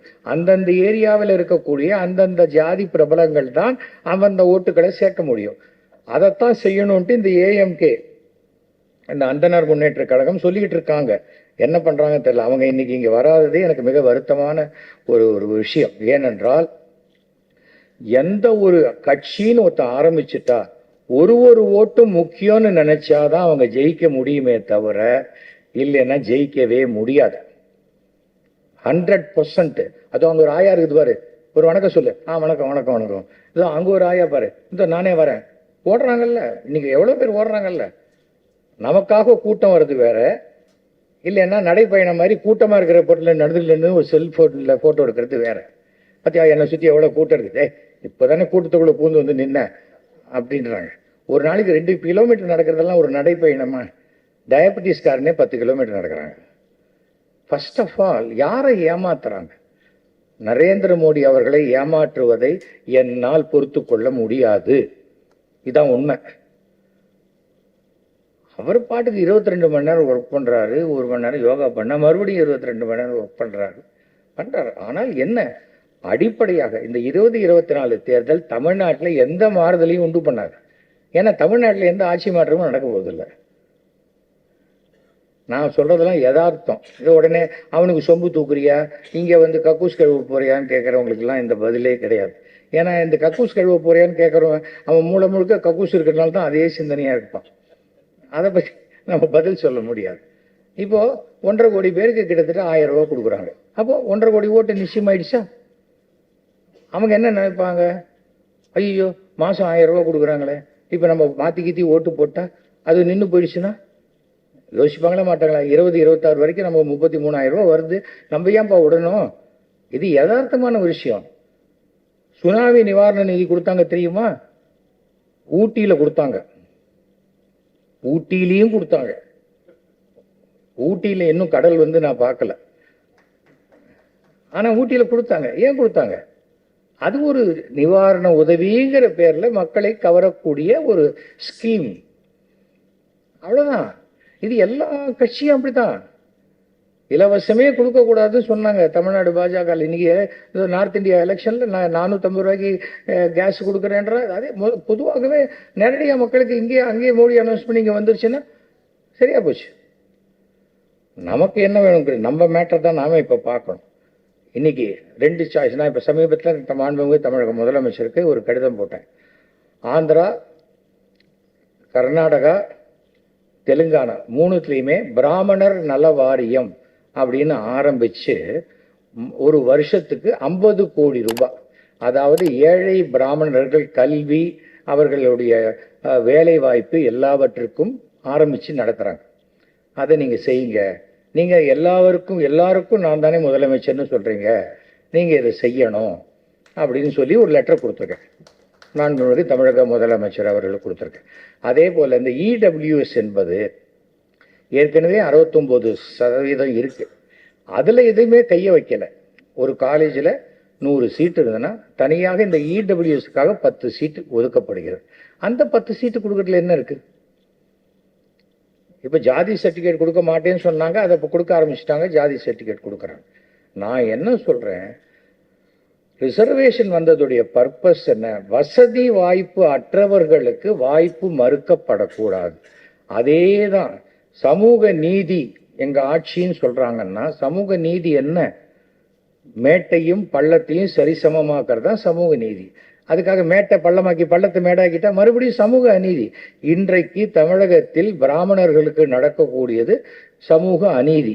அது இந்த ஆட்சி இல்லை, 70 ஆண்டுகளாக எந்த ஆட்சி வேணாலும் அதான் நடந்துகிட்டு இருக்கு. 50% 69% ஆக்கினது யாரு? ஜெயலலிதா அவர்கள் தான் ஆக்கினாங்க. அதுக்காக தானே சமூக நீதி காத்த வீராங்கனைன்னு பட்டம் கொடுத்தாங்க. அப்புறம் இங்க திமுக போய் திட்டி என்ன பிரயோஜனம்? ஆனால் தமிழகத்தில் பிராமணர்கள் பூணூல் அறுக்கப்படும் போதோ குடுமி அறுக்கப்படும் போதோ அதை தடுத்து நிறுத்தியது புரட்சி தலைவர் எம்ஜிஆர். இதுதான் உண்மை. அது இப்பவும் நடக்குது. இப்பவும் அது மாதிரி ஓரளவுக்கு மேல போச்சுன்னா கண்டிப்பா தடுக்கிறாங்க. நீங்க பாருங்க, இன்னைக்கு வீரமணி நிறைய பேசிட்டு இருப்பார், திராவிட கழக தலைவர் பேசிட்டு இருப்பார். ஆனா எலெக்ஷன் வரும்போது அவரை ரூம்ல வச்சிருவாங்க. நீங்க தயவு செஞ்சு வெளில வந்துடாதீங்க சார். நான் துர்கா ஸ்டாலின் கோயிலுக்கு வராங்களா, வரவேறுங்க. அதையும் கிண்டல் பண்றீங்க. ஒருத்தர் நம்ம கடவுள் இல்லைன்னு சொல்றாங்க ஒரு குடும்பத்துல, அந்த குடும்பத்துல இருந்து ஒருத்தர் வந்தா அதை வரவேற்கணுமே தவிர அவரு வரமாட்டேன்றாரு, நீ ஏன் வர? நமக்கே அப்படித்தான். அது கல்யாணத்துக்கு நம்ம போனா, ஏன் சார் வீட்டுல யாரும் இல்லையா, ஏன் நான் வந்திருக்கேன்னு பத்தாதனாக்க நீங்க யார் வீட்டுல வேணும், எங்க போக அதான் கேட்பாங்க. அவங்க இல்லையா, வராதவனை பத்தி தான் கேட்பாங்க. இதோ இந்த ஆடிட்டோரியத்தில் நீங்க வந்திருக்கீங்க, உங்களுக்குத்தான் நான் மரியாதை கொடுப்பேன். இந்த வராத எம்டி சேர்ஸுக்கெல்லாம் நான் மரியாதை கொடுக்கவே மாட்டேன். அதுதான் நம்ம வெற்றிகரமா லைஃப் நடத்துறதுக்கு உண்டான வழி. சினிமாவா போட்டோவை பார்த்து பேசினே இருக்கிறதுக்கு, எஸ்வி ரங்கராவ் அந்த காலத்துலலாம் மரகதம் இப்படி ஆயிடுத்து பாத்தியா அப்படின்னு பேசிட்டு இருப்பார். அதெல்லாம் இங்க நம்ம லைஃபுக்கு ஒத்து வராது பாஸ். அதெல்லாம் புரிஞ்சுக்கணும் நீங்க. நம்ம அதை நல்லா தெரிஞ்சுக்கிட்டீங்கன்னா ஒரு பிரச்சனை இல்லை. இப்போ அந்த இடபிள்யூஎஸ் தமிழ்நாட்டில் கொடுக்கட்டும், இடபிள்யூஎஸ் கொடுக்கட்டும், இல்லைன்னா பிராமண நலவாரி ஆரம்பிக்கட்டும், சொல்லுங்க. அப்ப அந்த மாதிரி ஒரு சூழ்நிலையில அந்த நலவாரியத்திற்கு நான் தலைமை தாங்குறேன்னு கவர்மெண்ட்டை கெஞ்சியாவது கேட்டு அதை ஒழுங்குபடுத்தி அத்தனை பேருக்கும், இந்த ஏழை பிராமணர்களுக்கு ஒருவேளை சாப்பாட்டுக்கு கஷ்டப்படுறவங்களுக்கு என்ன உண்டோ அதை நான் செஞ்சு கொடுத்துட்டு போறேன். ஏன்னா எத்தனையோ இருக்கு. நம்ம சமூகம் முன்னுக்கு வரணுமா வேணாமா, அதுக்கு நம்ம ஒண்ணு சேரணுமா வேண்டாமா, 1000 கருத்து இருக்கலாங்க, விட்டுருங்க. ஆனா பிராமணர்களை எதிர்க்கிறவன் சொல்ற எல்லாருமே அவங்க குடும்பத்துல அவங்களுடைய ஆடிட்டர், வக்கீல், டாக்டர் எல்லாரும் ஐயருங்களா தான் இருக்காங்க. அவங்க மேல நம்பிக்கை வச்சிருக்காங்க. ஆனா இது ஏதோ கொள்கைக்காக கத்திட்டு இருக்காங்க. நான் கலைஞர் அவர்களோட சுமார் 30-35 தடவை நான் பேசியிருக்கேன். 1980 பழக்கம். 2000 அவரே என்னை பத்தி எழுதினார். யார் இந்த திராவிட சிசு அப்படின்னு என்னை பத்தி எழுதினார். ஆனால் அதற்கு பிறகு நான் அவரோட பழக என் கருத்துக்களை பரிமாற எல்லாம் சொல்ல, கடைசியில அவர் நெஞ்சுக்கு நீதிங்கிற இதுல முரசொலியில என்னை பக்கம் 4 பக்கம் எழுதினார். இதுதான் வெற்றி. யார் நம்மை வெறுக்கிறார்களோ அவர்களே நம்மை அன்பு செலுத்தக்கூடியதுதான் நம்ம வாழ்க்கையை நடத்தணுமே தவிர இன்னும் சண்டை போட்டு ஒருத்தர் அப்படிதான் என் காரில் வந்துகிட்டு இருக்கேன், கலைஞரை பத்தி ஏதோ தப்பத்தோ கஷாபிஷான்னு ஏதோ பேசிட்டு இருக்காங்க. அப்படியே நான் கோபாலபுரத்துக்கிட்ட திருப்பி, என்னம்மா இப்படி திருப்பினேன், நான் இவ்வளோ திட்டிட்டே கலைஞரை, வா அப்படியே பார்த்து நேரம் சொல்லிட்டு போயிடலாம் அப்படின்னு அந்த ட்ரெயினிங்ல அப்படியே குச்சி ஓடி போயிட்டான். அது என்ன அப்படி ஒரு கோழைத்தனம்? நான் என் கருத்து என்ன கருத்தோ அந்த கருத்தை நான் சொல்லுவேன். நான் ஒன்றும் ஸ்டாலின் அவர்களுக்கு லெட்டரே கொடுக்காத உங்ககிட்ட போய் சொல்லல. நான் ரெப்ரசன்ட் பண்றேன். ஃபெபாஸ்ன்னு 10 வருஷம் முன்னாடி 13 வருஷம் 2010 நாரதகான சபால ஆரம்பிச்சேன். என்னன்னா federation of Brahmin association of south India. தனித்தனி சங்கமா இருக்கு. நாராயணன் தலைமையில ஒரு சங்கம், இங்க ராமகிருஷ்ணன் தலைமையில ஒரு சங்கம், இப்போ அதுக்கப்புறம் நம்ம குளத்தூர் வரதராஜன் தலைமையில ஒரு சங்கம், அப்புறம் பழனியில ஒருத்தர் அவருக்கு தலைமையில, அப்புறம் நம்ம இவர் உலக பிராமணர்கள் சங்கம். இவங்க எல்லாருமே இந்த தமிழ்நாட்டில் பிராமணர்களுக்காக ஒரு கட்சி உதயமாகிறதுன்னு நான் சொன்னேன். நான் தலைமை தாங்குறேன், நான் ஆரம்பிக்கிறேன்னு சொல்லவே இல்லை. உடனே எல்லாரும் லெட்டர் போட்டாங்க, தயவு செஞ்சு அதெல்லாம் ஆரம்பிச்சிடாதீங்க, நம்ம அதெல்லாம் செஞ்சிடக்கூடாது, ஐயோ பாவம் சும்மாச்சு கண்ணை குத்திடுவோம். இல்லை அச்சு பிச்சுன்னு இல்லை. அப்போ எலெக்ஷன் டயத்தில் யார்கிட்டயாவது போய் 50 லட்சம் வாங்கிக்க வேண்டியது, ஜீப் எடுத்துக்கிட்டு அந்த ஆஃபீஸையே 3 தடவை சுற்றிட்டு வந்து காசை வாங்கிட்டு வீட்டில் மாடி கட்டிட்டு போக வேண்டியதா? இதுக்கு தான் பிராமணர் சங்கமா? என்ன அயோக்கியத்தானா அது? நாங்கள் கோலம் போட சொல்லித்தரோம், நான் அப்படியே நாங்கள் இது ஸ்லோகம் சொல்லித்தரோம். அதுக்கு தான் அப்பா அம்மா இருக்காங்களே, அப்பா அம்மா சொல்லிக் கொடுக்காத ஸ்லோகத்தை நீ சொல்லி கொடுத்துருவியா? சமுதாயத்தில் வாட் இஸ் யுவர் ஸ்டாண்டர்ட்? உன் சமுதாயத்தினுடைய பெருமையை உணர்த்தக்கூடியதுக்கு நீ என்ன பண்றங்கிறதுக்கு ஒரு துரும்ப கூட கிள்ளி போடல. பிளாட் ப்ரமோட்டரா இருக்கணும், நம்மள வாளுக்காக நானே போட்டிருக்கேன் அப்படின்னு சொல்லிட்டு 4வது மாடியை பர்மிஷன் இல்லாத யாருக்காவது வித்துட்டு போயிட வேண்டியது. அப்புறம் அந்த மாமி கதறா, இந்த ஆள் பிராமண சங்க தலைவர்னு சொல்லி தான் இந்த ஆள்கிட்ட வாங்கினேன், இன்னைக்கு விற்கவே முடியலன்ற. நான் சொன்னேன், விடுங்க, இந்த மாதிரி ஏமாத்துறவன் எல்லாம் அவன் கடைசி காலம் நல்லா இருக்காது. அவன் கடைசி காலம் நல்லா, என் கடைசி காலம் என்ன ஆக போகுதுப்பா? இதை விற்கவே முடியல. பிராமணன் என்ன பண்றான்? ஏதோ அடாவடி பண்றானா? வேற நிலத்துல குடிசை போடுறானா? ட்ரிப்ளிகேன்ல ஒரு இடத்துல வச்சிருக்கான். அங்க விலை ஏறினோன்னு பார்த்தான், இந்த விலை ஏறிச்சா, சரி ஓகே, அதை அப்படியே விற்றான். ஃபிக்ஸட் டெபாசிட்ல போட்டான். பொண்ணுக்கு கல்யாணம், பையனுக்கு படிப்பு, எல்லாத்துக்கும் பாக்கி வச்சுக்கிட்டு அப்படியே கிளம்பி நேரம் நங்கநல்லூர்ல ஒரு இடம் வாங்கிட்டான். அதுக்குள்ள பசங்க படிச்சு முடிச்சாங்க. அங்க நங்கநல்லூர்ல வேலை ஏறி போச்சு. அதை அப்படியே விற்று பாக்கியை ஃபிக்ஸட் டெபாசிட்ல போட்டு அப்படியே குரோம்பேட்டு இப்போ திண்டிவனம் தாம்பரம்லாம் தாண்டி எங்கேயோ போயிட்டாங்க அவங்க, மறுபடியும் அந்த பழைய கிராமத்துக்கே போயிடும். ஆனால் புத்திசாலி, அடுத்தவங்கிட்ட கடனை வாங்கிட்டு திருப்பி தர மாட்டேன், நான் உன செய்ய மாட்டேன், அதெல்லாம் சொல்லலை. அவன் தன்னுடைய விஷயத்தை வச்சுக்கிட்டு எப்படி பண்ணணுமோ அதை பண்ணிட்டு இருக்காங்க. நீங்கள் அதை அண்டர்ஸ்டாண்ட் பண்ணுங்க தயவு செஞ்சு. சும்மா கேலி நம்ம சமூகத்தில் இன்னைக்கு வெளிநாட்டுக்கு போகிறவனுக்கு எத்தனை பேர் கஷ்டப்பட்டுக்கிட்டு கடன் வாங்கிட்டு போயிட்டு அங்கே போய் ராப்பகலாக வேலை செஞ்சு இப்போ அப்பா அம்மா வாங்கி கொடுத்த கடனை அடைச்சிக்கிட்டு இருக்கிறவங்களாம் எவ்வளோ இருக்கான். இங்கேருந்து ஓட்டான்னா இங்கேயும் வாய்ப்பு இல்லை, அவன் வெளியிலையும் வாய்ப்பு இல்லை. அதை என்ன பண்ண முடியும்? பே ஆஃப் பெங்காலில் போய் என்ன பண்ண, சுண்டல் வைக்க முடியுமா? அவனும் படிச்சிருக்கான்ல. ஆனால் இந்த தற்குறி மேதாவிகள் சிலதெல்லாம் இந்த யூடியூப்பில் பேசுறதை நிறுத்தணும். இல்லைன்னா நான் சொல்லிவிடுவேன். அப்புறம் என்னை பார்க்கும்போதெல்லாம் பெருமையாக அங்கிள் அப்படிங்கிறது, அண்ணாங்கிறது, இதெல்லாம் பேசாதீங்க தயவு செஞ்சு. என்ன உன்னுடைய சமூகத்தினுடைய பெருமையை நீ பேசு. ஆனால் அடுத்த சமூகத்தை இழிவுபடுத்தினா 4 அறை தான் விழும், 4 பேர் திட்டத்தான் செய்வான். அதை நீ வாங்கி தான் ஆகணும். என்ன ஒருத்தர் கேட்டார், சார் நாங்கள் வரலாம், யார் வேணால் வரலாம் இந்த மீட்டிங்க்கு. என்ன நம்ம யாரை திட்டுறோம்? எல்லாம் அந்தந்த சமூகம் ஒற்றுமையாக இருக்கணும். அவங்க ஒத்துமையாக இருந்து அவங்க ஓட் பேங்க் காமிச்சாதான் அந்த சமூகத்துக்கு உண்டான, அந்த கம்யூனிட்டிக்கு உண்டான ரெப்ரசன்டேஷன் அசம்பிளியில் கிடைக்கும். இதுதானே நம்ம சொல்கிறோம். நீங்கள் பார்த்துருக்கீங்களா? ஒரு முதலியாரை ஒரு மினிஸ்டர்ஷிப்லேருந்து எடுத்துட்டாங்கன்னா அந்த இடத்துல வேற ஒருத்தர் போட மாட்டாங்க, இன்னொரு முதலியாரை தான் போடுவாங்க. ஒரு செட்டியார் எடுத்தால் செட்டியாரை தான் போடுவாங்க. அது மாதிரி தான் பிராமணனை ஏற்கனவே போட்டு தள்ளிட்டாங்க, அதனால எங்கேயும் போடுறதில்லை. இது புரிஞ்சுக்கங்க, இது விளையாட்டுக்கான விஷயம் இல்லை. நான் எனக்கு இதில் எந்த பிரயோஜனமும் கிடையாது சார். இது ஒரு சத்திய பிரமாணம் மாதிரி எடுத்துக்காங்க. ஏனென்றால் 2010 நான் மோடி அவர்கள் எனக்கு அறிமுகப்படுத்தி வச்சது என்னுடைய மானசீக குரு திரு சோ. இவன் ஒரு ஆனஸ்ட் எம்எல்ஏ, அவனே சொல்கிறான் அப்படின்னு சொல்லி தான் மோடிகிட்ட இன்ட்ரடியூஸ் பண்ணார். அவரே சொல்கிறாரா என்ன? இல்லை, இவர் நீங்கள் கொஞ்சம் அதட்டி கேளுங்க, இவர் சொல்லுவார் அப்படின்னு நானே சொன்னேன்.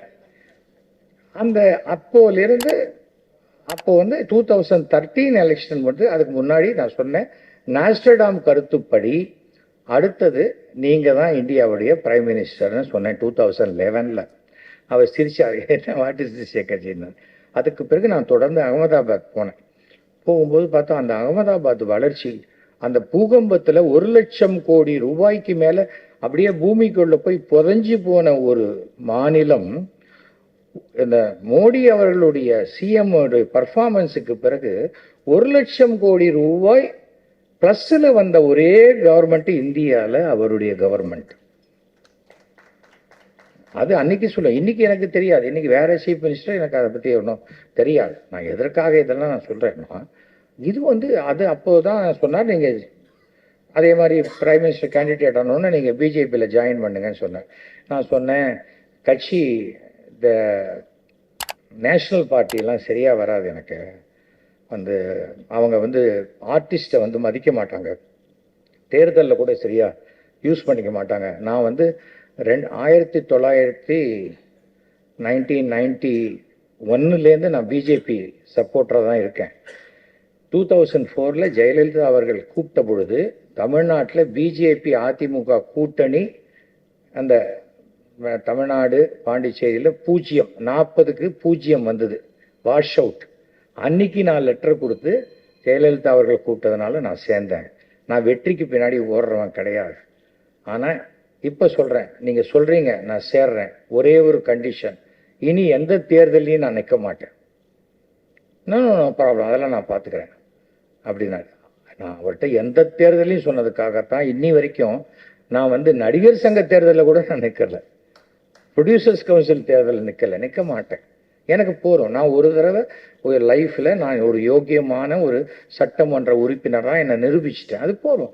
நான் இன்றைக்கி ஒரு சோஷியல் ஆக்டிவிஸ்ட். என்னை பொறுத்த வரைக்கும் சமூக சேவை செய்வதற்கு அங்கீகாரம் உள்ள ஒரு இடம்தான் அரசியலே தவிர சம்பாதிப்பதற்கு இல்லை. அப்புறம் என்ன, நான் எம்எல்ஏவாக இருந்தாச்சு, போகிறது எதுக்கு? எப்போ எம்பி ஆனாலும் அதே தான் போகுது, அது தான் வரப்போகுது. என்ன இருக்குது? அவசியமே இல்லை. ஒன்று நான் செய்யணும், இல்லை செஞ்சு கொடுக்கறதுக்கு உண்டான பவர்ஃபுல்லான ஆளே எனக்கு தெரியணும், அவ்வளோதானே. இப்போ நம்ம முதலமைச்சர் மேலே நம்பிக்கை வச்சு நான் கொடுத்துருக்கேன். அவரும் எனக்கு 1980 நல்ல நண்பர், அவ்வளோதான். ஆனால் நானே நண்பர்னு எல்லாரையும் சொல்லிட்டு இருக்கிறத விட பதிலுக்கு அவங்களும் சொல்லும்போது நமக்கு சந்தோஷமாக இருக்கும். அவ்வளோதான். அதுக்காக நீ ஸ்டாலின் நண்பர்கிட்டயா அவ்வளோதான் சொம்ப தூக்கின்னு அறிவாலயம் போறியான்னு கேட்டால் என்ன பதில் சொல்கிறது சொல்லு. எனக்கு ஒன்றும் அன்றைக்கி அப்படி தான் என்னோட வசீகரன் என்னுடைய நண்பர், அவருக்கு பிறந்த நாள். அவர் வந்து ஆம் ஆத்மியில் இருக்கார். சார் நீங்கள் வரணும், வரேன்னு சொல்லிட்டேன். கிளம்பும்போது கேட்குறேன், இது ஆம் ஆத்மி ஆஃபீஸில் தான், எங்கே சார் இருக்குன்னு வடபழனி. சரி அட்ரஸ் அனுப்புங்க. நேரம் அந்த ஆஃபீஸ்க்கு போனேன், அவரை பாராட்டினே வந்துட்டேன். அதுக்காக நான் என்ன ஒரு தொட்டு அவங்க போயிட்டு அங்கே போய் ஒரு தொடக்கத்தை வாங்கிட்டு சிம்பிளோட வெளில வந்தேன். இல்லை, நாம் எங்கே போனாலும் நாம இருக்கணுங்கிற கான்ஃபிடன்ஸ் நம்மக்கிட்ட இருந்தால் நம்ம யோகியமாக இருப்போம். அங்கே போனால் நம்ம மனசை மாற்றிடுவானோ, இங்கே போனால் மனசை மாற்றிடுவானோன்னா அவசியமே இல்லை. நான் சினிமாவில் 50 ஹீரோயினோட நடித்து 50 ஹீரோயினுக்கும் தாலி கட்டியிருக்கேன். ஆனால் யாரையும் என் வீட்டுக்கு கூட்டின்னு வந்தது கிடையாது. இதுதான் நம்ம ஒழுக்கத்துக்கு. எதுக்காக இதை சொல்கிறேன்னா, அவங்களுக்கு பார்த்தா அப்படியே ஜெகஜோதியாக தெரியும். அதெல்லாம் முக்கியம் இல்லை. இன்றைக்கு ஏன் அண்ணாமலையுடைய அரசியலை எதிர்க்கிறேன்னா, அவர் எதிர்பார்க்கறது என்னன்னு சொன்னால், எதையாவது ஒன்று மத ரீதியாகவோ ஒரு சமூக ரீதியாகவோ ஏதாவது ஒரு விஷயத்தை சொல்லி அதனால் ஒரு கலவரம் ஏற்பட்டு கலாட்டா ஏற்பட்டு 4 பேர் உயிரை விட்டுட்டா அதை வச்சு ஓட்டு வாங்கலாம்ங்கிற மிக கெட்ட புத்தி உடையவராக தமிழ்நாட்டில் அண்ணாமலை இருக்கிறதுங்கிறது மிக தவறான ஒரு விஷயமாக நான் பார்க்குறேன். இதே செய்தி சொல்கிறேன். நாளைக்கு எனக்கு பிஜேபி தலைவருங்கிற தமிழ்நாட்டு பதவி கொடுத்தாலும் நான் ஏற்றுக்கொள்ள மாட்டேன். அந்த ஏஜெல்லாம் தாண்டிட்டேன். நான் இனிமேல் எனக்கு அது அவசியம் இல்லை. நான் இப்போ 73 வயசு. டிசம்பர் மாதம் 26ஆம் தேதி வந்தால் 72 முடிஞ்சு 73வது வயது நான் ஆரம்பிக்கிறேன். என் லைஃப்பை வந்து நான் ப்ளசண்ட்டாக வச்சுக்கணும். எனக்கு நான் நல்லா இருக்கணும்னு நினைக்கிற எத்தனையோ நண்பர்கள் இருக்காங்க. அது எனக்கு போரும். எனக்கு இனிமே நான் வந்து இந்த தலைவராகி அந்த அடையாளம் தான் எஸ்வி சேகர். எஸ்வி சேகருங்கிறது இன்னைக்கு உலகம் முழுக்க இருக்கக்கூடிய தமிழர்களுக்கு தெரிந்த ஒரு பெயர். அது எங்கள் அப்பா எனக்கு கொடுத்த கிஃப்ட். சட்டநாதபுரம் வெங்கட்ராமன் சேகர், அவர் சட்டநாதபுரம் வைத்தியநாதன் சேகர். அப்பாவுக்கும் பையனுக்கும் ஒரே இனிஷியல் இருக்கிறது இவர் பெரிய ஒரு விஷயம். என்ன கேட்பாங்க, எஸ்வி சுபி அவங்களுக்கு உறவாமாங்க. ஆமாங்க, எங்கள் எழுத்து வீடு தான். எஸ்வி சகஸ்திரநாமம் அவர் பக்கத்தில் தான் இருக்காரு. எஸ்வி ரங்கராவ், அது இது ஒரு பெரிய விஷயம்தான். நான் என்ன சொல்ல வரேன், தயவு செஞ்சு கன்சாலிடேஷன். ஏன் இப்போ வந்து எல்லாரும் எழுதினாங்க, ஐயோ ஓட்டு. நான் கேட்குறேன், 3% ஓட்டு தான் இருக்குது பாஜக, தமிழ்நாடு பாஜக. அப்போ நீங்கள் ஓட்டு போட்டால் ஆட்சி அமைச்சிட முடியுமா? உங்களை எதிர்த்து யார் பண்ணுவாங்க? ஏடிஎம்கே தான் பேசுவாங்க. உங்களை எதிர்த்து யார் பேசுவாங்க? டிஎம்கே பேசுவாங்க, கம்யூனிஸ்ட் பேசுவாங்க, காங்கிரஸ் பேசுவாங்க. நீங்கள் என்ன பேசுவீங்க? அண்ணாமலை எவனாவது ஒருத்த இன்னைக்கு இந்த காலகட்டத்தில் ஒரு ட்ரங்க் போட்டி எடுத்து போய் கவர்னர்கிட்ட கொடுப்பானா? ஒரு பென் டிரைவில் கொடுத்தா ஒரு 25 லட்சம் காப்பி இருக்கிற விஷயத்தை கொண்டு போய் கொடுக்கறத விட்டுட்டு ஒரு ட்ரங்க் போட்டியில் கொடுக்குற, அதுக்குள்ளே யாரும் உட்காந்துருக்கான்னு தெரியல எனக்கு. இதுன்னு சினிமாவா? அந்த காலத்துலலாம் சினிமாவில் தான் பண்ணுவாங்க இந்த மாதிரி. முட்டி அளவுக்கு கூட தண்ணீர் அதில் போட்டு விட்டு ஃபோட்டோ எடுத்து போட்டவர் தான் அவர். அதாவது எதையுமே தெரியல. ஒரு போலீஸில் அவர் ஒழுங்காக இருந்திருக்கலாம். இவர் எனக்கு போலீஸில் இருந்ததே அதிசயமாக இருக்குது. பிட் அடித்து பாஸ் பண்ண மாதிரி தான் அவர் பேசுகிறது எல்லாமே இருக்குது. ஐபிஎஸ் இஸ் நாட், ஒரு ஐபிஎஸ்க்கு உண்டான எந்த குவாலிட்டியும் கிடையாது. கட்சிக்காரன்கிட்ட பேசும்போது மரியாதையாக பேசணும். கட்சிக்காரன்கிட்ட கைதிக்கிட்ட பேசுகிற மாதிரிலாம் பேசக்கூடாது. அது சரியாக வராது. நான் ஏன் அண்ணாமலை இவ்வளோ வெகமெண்ட்டாக எதிர்க்கிறீங்கன்னு என்னை கேட்டாங்க. நான் அண்ணாமலையை பற்றி ஏற்கனவே இருக்கிற தலைவர் மாதிரி அவங்க நம்மளை யூஸ் பண்ணிக்கலன்ட்டு நான் விட்டுட்டேன். முதல்ல வந்தார், எங்கள் வீட்டுக்கு வந்து ஆசீர்வாதம் கேட்டார். என் பையனோட 2 வயசு சின்னவர். நல்லபடியாக ஒர்க் பண்ணுங்க, இது நல்ல ஜெயிக்கிறதுக்கு உண்டான பாசிபிலிட்டி இருக்குது, எல்லாரையும் அரவணைச்சு போங்க, எல்லாரையும் யூஸ் பண்ணிக்க அப்படின்னு. இந்த இடத்துல நான் வந்து இந்த மீட்டிங் போடுறேன்னு சொன்னால் எனக்கு வந்து சூரியநாராயண சாஸ்திரின்னு ஒருத்தர், நான் ஹால் ரெண்ட் கட்டுறேன் அப்படின்னார். ஃப்ளெக்ஸ் நாசர்னு முஸ்லீம் என்னுடைய ஃப்ரெண்டு, 1 பைசா காசு கூட வாங்காமல் எல்லாத்தையும் நான் பண்ணி கொடுக்குறேன் சார் உங்களுக்கு அப்படின்னா.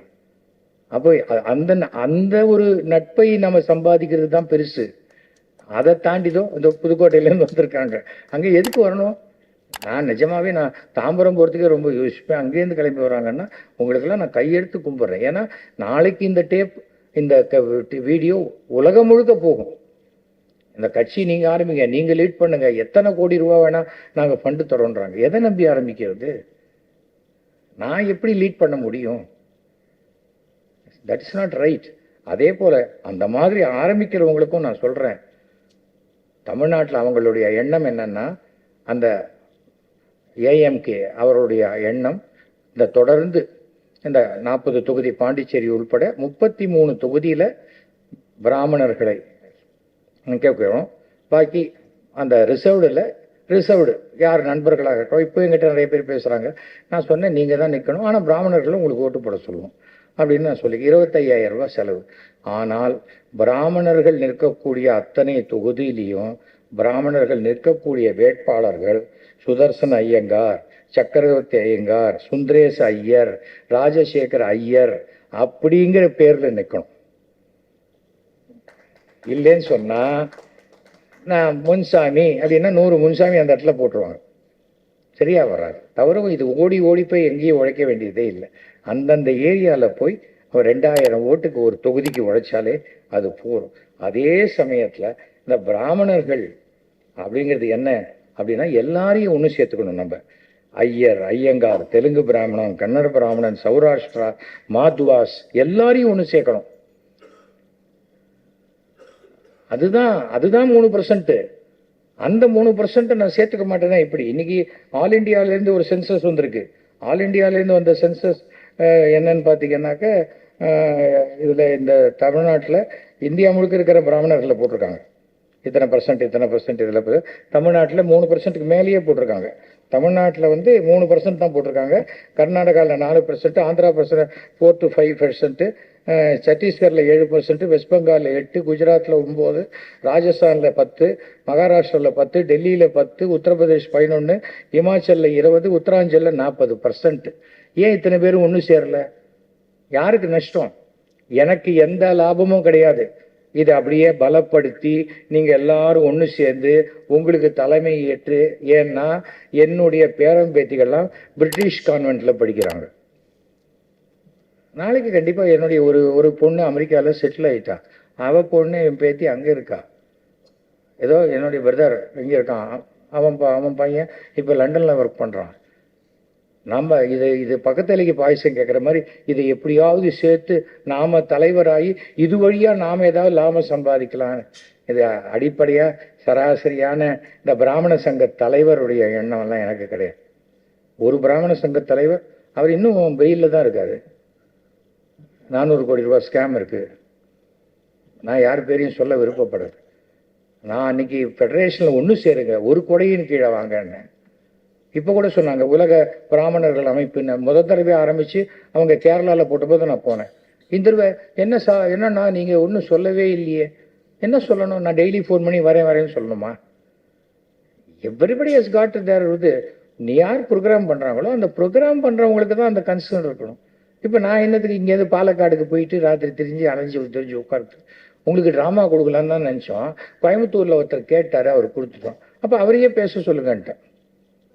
நான் அப்படிப்பட்டவன் தான். எனக்கு சமீபத்தில் ஒரு சங்கத்தில் அவார்டு கொடுக்குறாங்க. இது லைஃப் டைம் அச்சீவ்மெண்ட் அவார்டு. நான் இது வரைக்கும் 16 முறை லைஃப் டைம் அச்சீவ்மெண்ட் அவார்டு நான் வாங்கியிருக்கேன். ஏதோ இந்த திருமயிலை ஸ்டார், இந்த நம்ம எடிட்டர் பிரகாஷ் சாமி உட்காந்துருக்காங்க, இவங்க மேகசின் சார்பாகவும் எனக்கு கொடுத்துருக்காங்க. 16 முறை நான் நார்த் அமெரிக்காவிலேருந்து வாங்கியிருக்கேன். இவங்க 17ஆவது முறை கொடுக்குறேன். நான் ட்ராமா ஃபெஸ்டிவல் இருக்குது, அந்த 10 ட்ராமா போடுறோம், கொடுக்குறேன். சரி சார், என்றைக்கு எங்கள் ட்ராமா உங்களுக்கு இல்லை, அவார்டு மட்டும்தான் அப்படின்னா. எனக்கு அவார்டு வேண்டான்ட்டு. நான் மிமிக்ரி ஆர்டிஸ்ட் கிடையாது. என்னுடைய 30 நாடக கலைஞர்கள்லாம் சேர்ந்து நடித்து தான் நான் பண்ணுறேன். எனக்கு அவார்டு கொடுங்க, ஆனால் அவங்க நடிக்கிறதுக்கு நீங்கள் ட்ராமா கொடுக்கணும். அப்படி இல்லைன்னா எனக்கு அந்த அவார்டு வேண்டான்னு சொல்லிட்டேன். அந்த அவார்டை வச்சு நாக்க ஒழிக்கிறதா? எங்கள் வீட்டில் வைக்க இடமே இல்லை. இப்போ பக்கத்து வீட்டில் வச்சுருக்கேன். அதுவே எங்கள் வீடு தான். ரொம்ப தாராளமாக நினச்சிடாதீங்க, அதுக்காக சொல்கிறேன். இது எதுக்காக இதெல்லாம் நம்ம சொல்கிறோன்னா, நம்ம ஹானஸ்டாக இருக்கணும். ஹானஸ்டாக இருக்கோன்னு ஹானஸ்டாக இருந்தால் மட்டும் போராது. அதுதான் முக்கியம். நீ நேர்மையானவனாக இருக்கணும். அது காரியவாதியாக இரு, தப்பு இல்லை. ஆனால் மற்றவங்களுக்கு இடைஞ்சல் பண்ணுற காரியவாதியாக இருந்துடாது. அதான் சொல்கிறேன். அது வீரமும் விவேகமும் ஒன்று சேர்ந்தது. அப்போது இன்னைக்கு கூட நாளைக்கு ஏடிஎம்கே ஒன்று சேர்றதுக்கு உண்டான நல்ல வாய்ப்பு இருக்கா இல்லையாங்கிறது நமக்கு அவசியம் இல்லை. எப்போதுமே அந்த ஓட்டு வங்கிங்கிறது ஒன்று சேரும்போது அந்த ஓட்டு வங்கி, அது இல்லாத வரைக்கும் இல்லை. ஆனால் நமக்கு 3% மேலே யாருமே சப்போர்ட்டுக்கே இல்லை. நம்மளை விட பலகீனமானவெல்லாம் நான் துணைக்கி வரேன்னா நம்ம என்ன பண்ணுறது சொல்லுவேன்? இது வாய்ப்பே இல்லை. ஆனால் இது எப்படி அங்கே டெல்லியில் தலைமைக்கு தெரியாத போச்சா? 2 விஷயம் இருக்குது. ஒரு 40 மார்க் ஒருத்தன் வாங்கணும் அப்படின்னா 32 33 மார்க் வாங்கினா சரிடா, அவனுக்கு ஏதாவது கொஞ்சம் டியூஷன் வச்சு எப்படியாவது 40 மார்க் வாங்க ஏற்பாடு பண்ணு அப்படின்னு சொல்கிற அப்பா அம்மா இருப்பாங்க. இன்னொருத்தர் 2 மார்க் 1.5 தான் வாங்குறான்னா இந்த தர்தரம் இதுக்கு மேலே ஒன்றுமே பண்ணாது, விடு பார்த்துக்கலாம், அந்த மாதிரி விட்டுட்டாங்களே தமிழ்நாட்டுங்கிறது தான் எனக்கு ஒரு எண்ணம். இல்லைன்னா இது சான்ஸே கிடையாது. இங்கே இருக்கிறவங்க அங்கே யாரையாவது சந்தோஷப்படுத்தி அந்த சந்தோஷப்பட்டவர்கள் இவர்களை திருப்பி சந்தோஷப்படுத்தி இவங்க ஒருத்தருக்கு சந்தோஷப்படுத்திக்கினே இருந்தால் ஜனங்க துக்கமாக போயிடுவாங்க. அவ்வளோதான் நடக்கும். அது தெளிவான ஒரு விஷயம். ஆனால் என்னை பொறுத்த வரைக்கும் இன்னைக்கு இதே கேளுங்க, அண்ணாமலையை கேளுங்க. இதை நிற்க போகிறீங்களே, நீங்கள் தனியாக தானே நிற்கிறீங்க. 40 தொகுதியும் தமிழ்நாடு இது நம்ம பாண்டிச்சேரி 40 தொகுதி நீங்கள் தானே நிற்க போகிறீங்க. கொடுங்க, 3 MP சீட்டு கொடுங்க, பிராமினுக்கு கொடுக்கட்டும். ஆனால் பிராமின்ஸ்க்கு நீங்கள் ஓட்டு போடுங்க.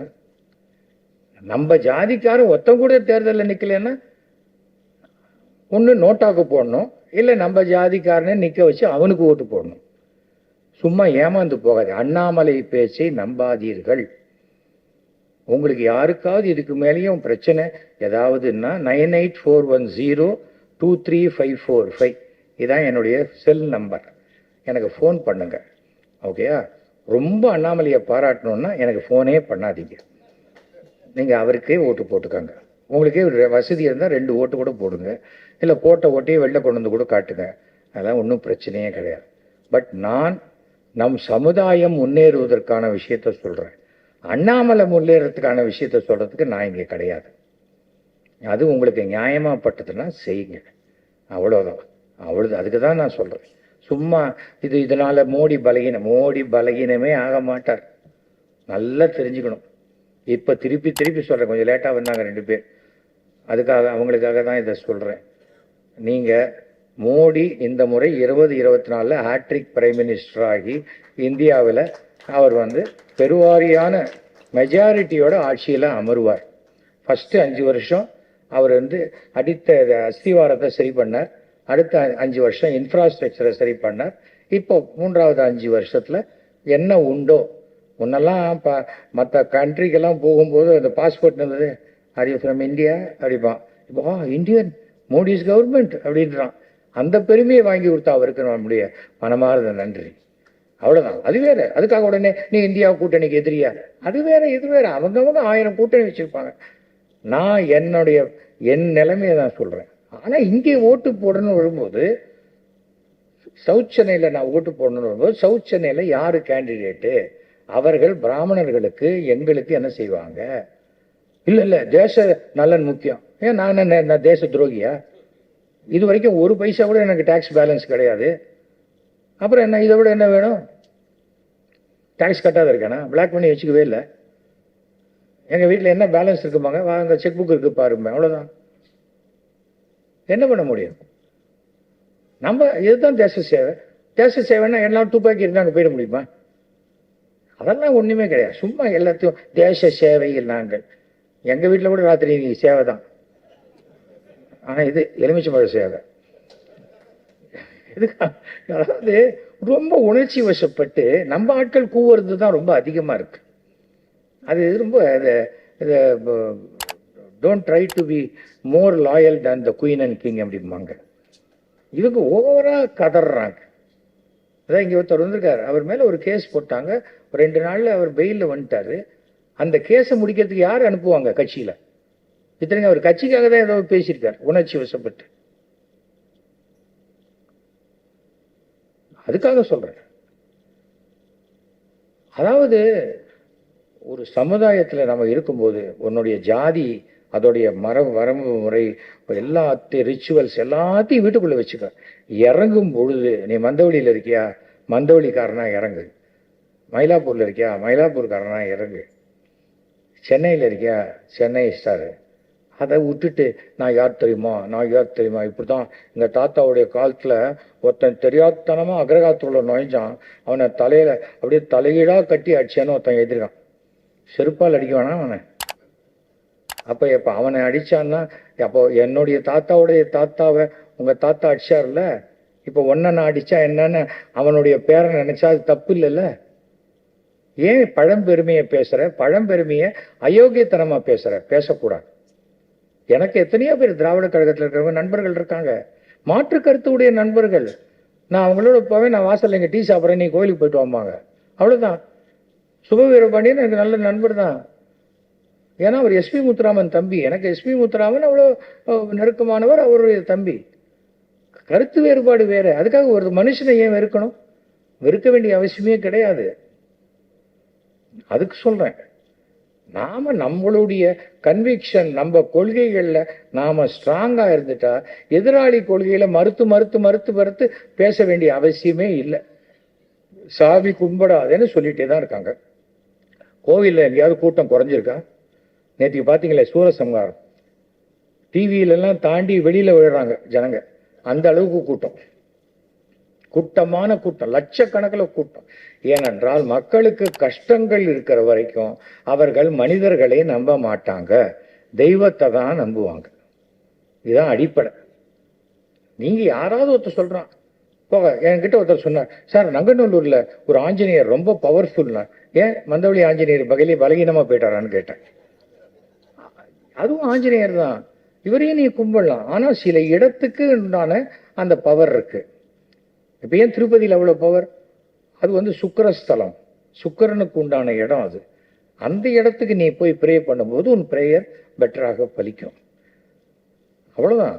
நான் என்ன தர்காவுக்கு கூப்பிட்டா தர்காவுக்கு போவேன், சர்ச்சுக்கு கூப்பிட்டா சர்ச்சுக்கு போவேன், போவேன். ஆனால் நான் இந்துவாகத்தான் இருப்பேன், அதில் எந்த மாறுதலும் எனக்கு கிடையாது. ஏன்னா அதெல்லாமும் தெய்வங்கள் தான், அவங்க கும்பிட்ற தெய்வம் அது, அவ்வளோதான். அதுக்கு மேலே என்ன இருக்குது? ஒன்றுமே கிடையாது. நான் வரமாட்டேன், நான் ஒரு பொதுவான ஆட்கள். நீ சில பேர் இருக்காங்க, நான் ரிச்சுவல், நான் இப்படி தான் இருப்பேன், நான் எங்கேயும் போக மாட்டேன். அது இருந்துக்கோ, உன் வட்டம் சின்னது, என் வட்டம் ரொம்ப பெருசு. ஒன்றை என் வட்டத்துக்குள்ள நான் கொண்டு வர சொல்லலை, என்னை உன் வட்டத்துக்குள்ளே என்னை இழுக்காது, அது முடியாது. நான் அடிப்படையாக எல்லா ஜாதிக்காரர்களும் எல்லா மதத்துக்காரர்களும் பார்த்து ஆதரித்த ஒரு சினிமாக்காரனாகத்தான் நான் பிரபலமானேன். அப்படி இருக்கிறவன் நான் ஒரு பிராமணனாகவே நான் வாழ முடியும்னா, நான் பிராமணனாகத்தான் வாழ்ந்து கொண்டிருக்கிறேன், வீட்டில் வாழ்ந்துக்கிட்டு இருக்கேன்.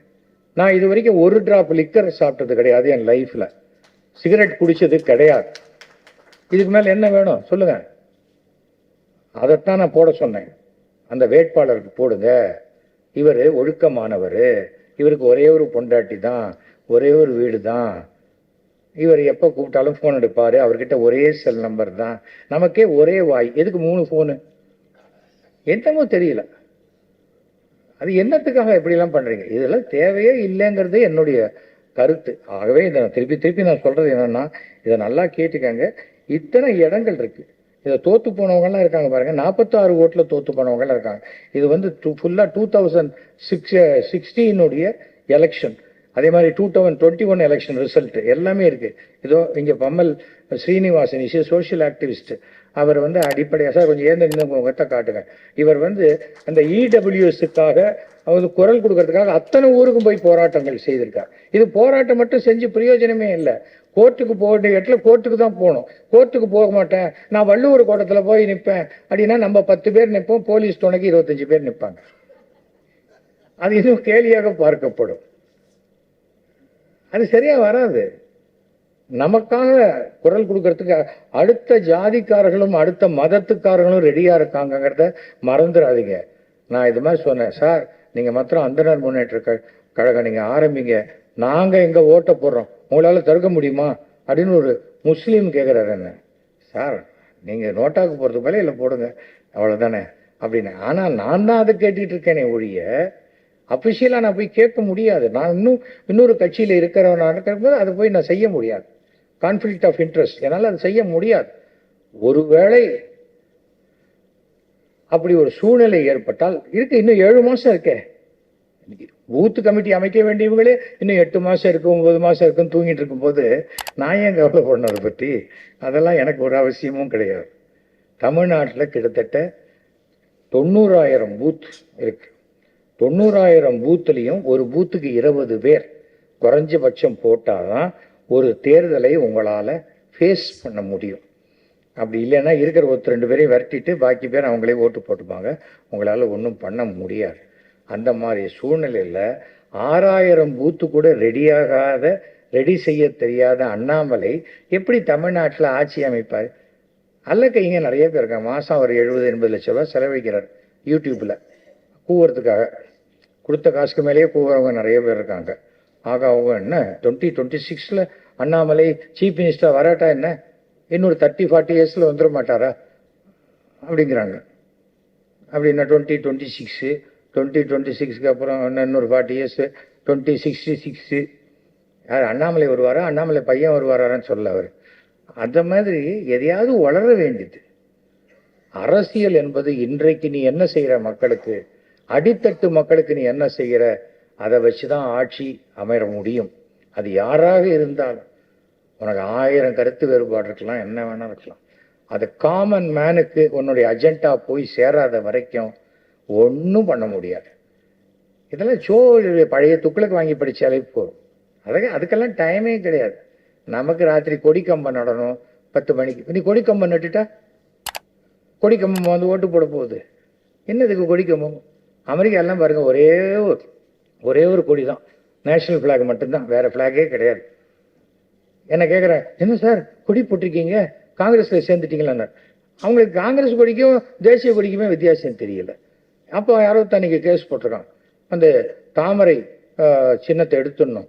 தாமரை சின்னம் அது தேசிய மலரை வச்சா அது எப்படி?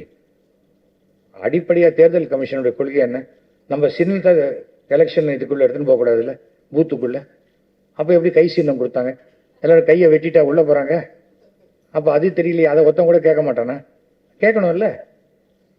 அதுக்கு சொல்கிறேன், எதையும் யாரும் கேட்கறது கிடையாது. சும்மா உள்ளுக்குள்ள வெளியே கூட்டு சேரா கொள்கை, உள்ளே கூட்டு சேர்ந்து கொள்ளை. இவ்வளோதான் நடக்குது. இது என்னுடைய மறைந்த நண்பர் நெல்லை வசந்தன் எழுதிய ஒரு கவிதை. அதுக்காக அது சொல்கிறேன். அவர் இல்லை, ஆனால் அந்த உண்மை தான் தொடர்ந்து கொண்டிருக்கிறது. ஸோ நான் இன்னைக்கு பேசினது மேக்சிமம் எல்லாருக்கும் ரீச் ஆகிருக்குங்கிற நம்பிக்கை எனக்கு இருக்கிறது. இதில் என்ன தகவல் வேணாலும் என்கிட்ட இருக்குது, அதை நான் கொடுக்குறேன். ஆனால் இதை மறந்துடாதீங்க. ஒற்றுமை ரொம்ப முக்கியம். நமக்கு இமீடியட்டாக இந்த அரசு செய்து கொடுக்க வேண்டியது பிராமண நல வாரியமும், அதே சமயத்தில் இடபிள்யூஎஸ் அதை செய்து கொடுக்க வேண்டும் என்று மாண்புமிகு தமிழக முதல்வர்கிட்ட கேட்குறேன். ஏன்னா நமக்கு பிடிக்குதோ பிடிக்கலையோ இந்த அரசு தான் 2026 வரைக்கும் இருக்க போகுது. மக்களுக்கு செய்யணும்னா அரசு தான் செய்யணும். இங்கே இருக்கிற அண்ணாமலையெல்லாம் செய்ய முடியாது. தவிர எல்லார்கிட்டையும் போய் தகராறு பண்ணிக்கினே இருந்தால் செய்கிறவனுக்கும் செய்ய முடியாத போயிடுவாங்க. நம்ம சமூகம் முன்னேறுவதற்கு என்ன உண்டோ அதை நம்ம கேட்போம். அதுக்கு உண்டான முயற்சிகளை நம்ம செய்வோம். கிராட்டம்லாம் செகண்டரி. இந்த இடபிள்யூஎஸ்க்கு கோர்ட்டில் கேஸ் நடந்துகிட்டு இருக்கு. ஐ திங்க் கேஸு நமக்கு ஃபேவரபுளாக தான் வந்திருக்குன்னு நினைக்கிறேன். அதனால் அது வந்துருச்சுன்னா ஆட்டோமேட்டிக்காக வந்துவிடும் என்பது நான் முன்னாடி 10 வருஷம் முன்னாடி சொன்னேன். சரி, பிராமணர்களுக்கு எந்த சலுகையும் கிடையாதா? ஓகேப்பா, இனிமே நம்ம வீட்டில் பிறக்கிற எல்லா குழந்தைங்களுக்கும் அதை தாய்மொழி சமஸ்கிருதம்னு போட்டுருங்க. மைனாரிட்டி லிங்குவிஸ்டில் உண்டான சலுகைகளை பெற்றுட்டு போகிறோம். அவ்வளோதானே. மொழிவாரியான மைனாரிட்டிக்கு உண்டான சலுகைகள் இருக்குது இன்றைக்கி இந்தியாவில். அதை பெற்றுக்கொள்ளலாம். நமக்கு எத்தனை பேர் நமக்கு பெரிய ஹையர் லெவலில் பிராமின்ஸ் இருக்காங்க. ஏன் அவங்க நமக்காக பேச மாட்டேங்கிறாங்க?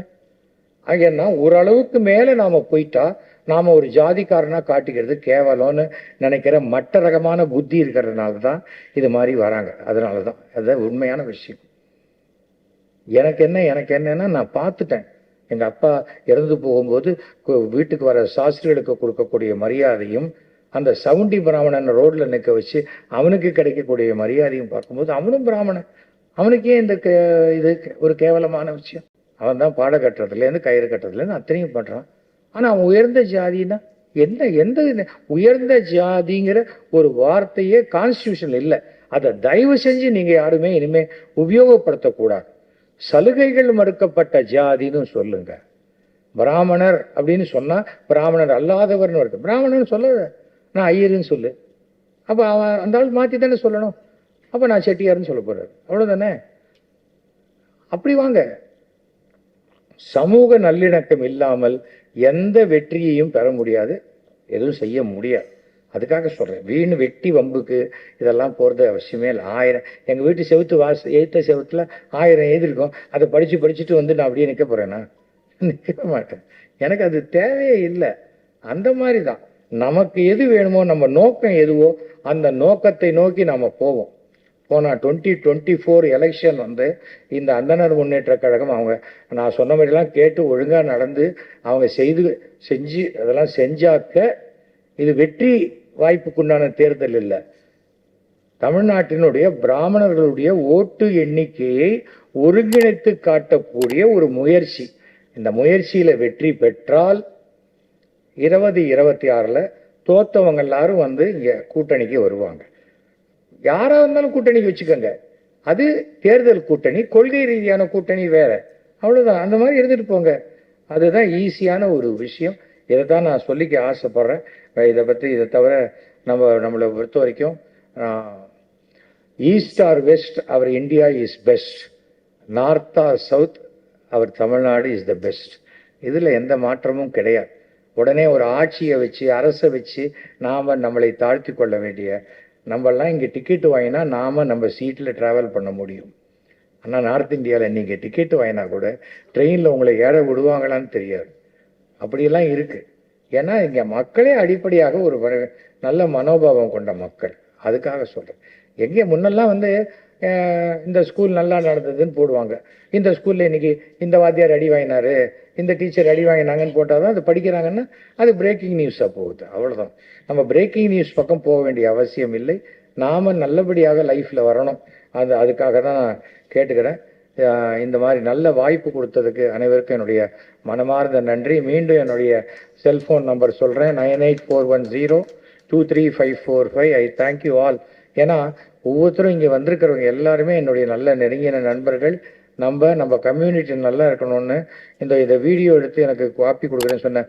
வீடியோ ரமேஷ் இன்னைக்கு வந்து அவர் நாகர்கோவில் இருக்கணும், இந்த மீட்டிங் இருக்கணும்னா அதை கேன்சல் பண்ணிவிட்டு இன்றைக்கி அவரும் அவர் பையன் ஹரியும் இங்கே உட்காந்து இது பண்ணிகிட்டு இருக்காங்க.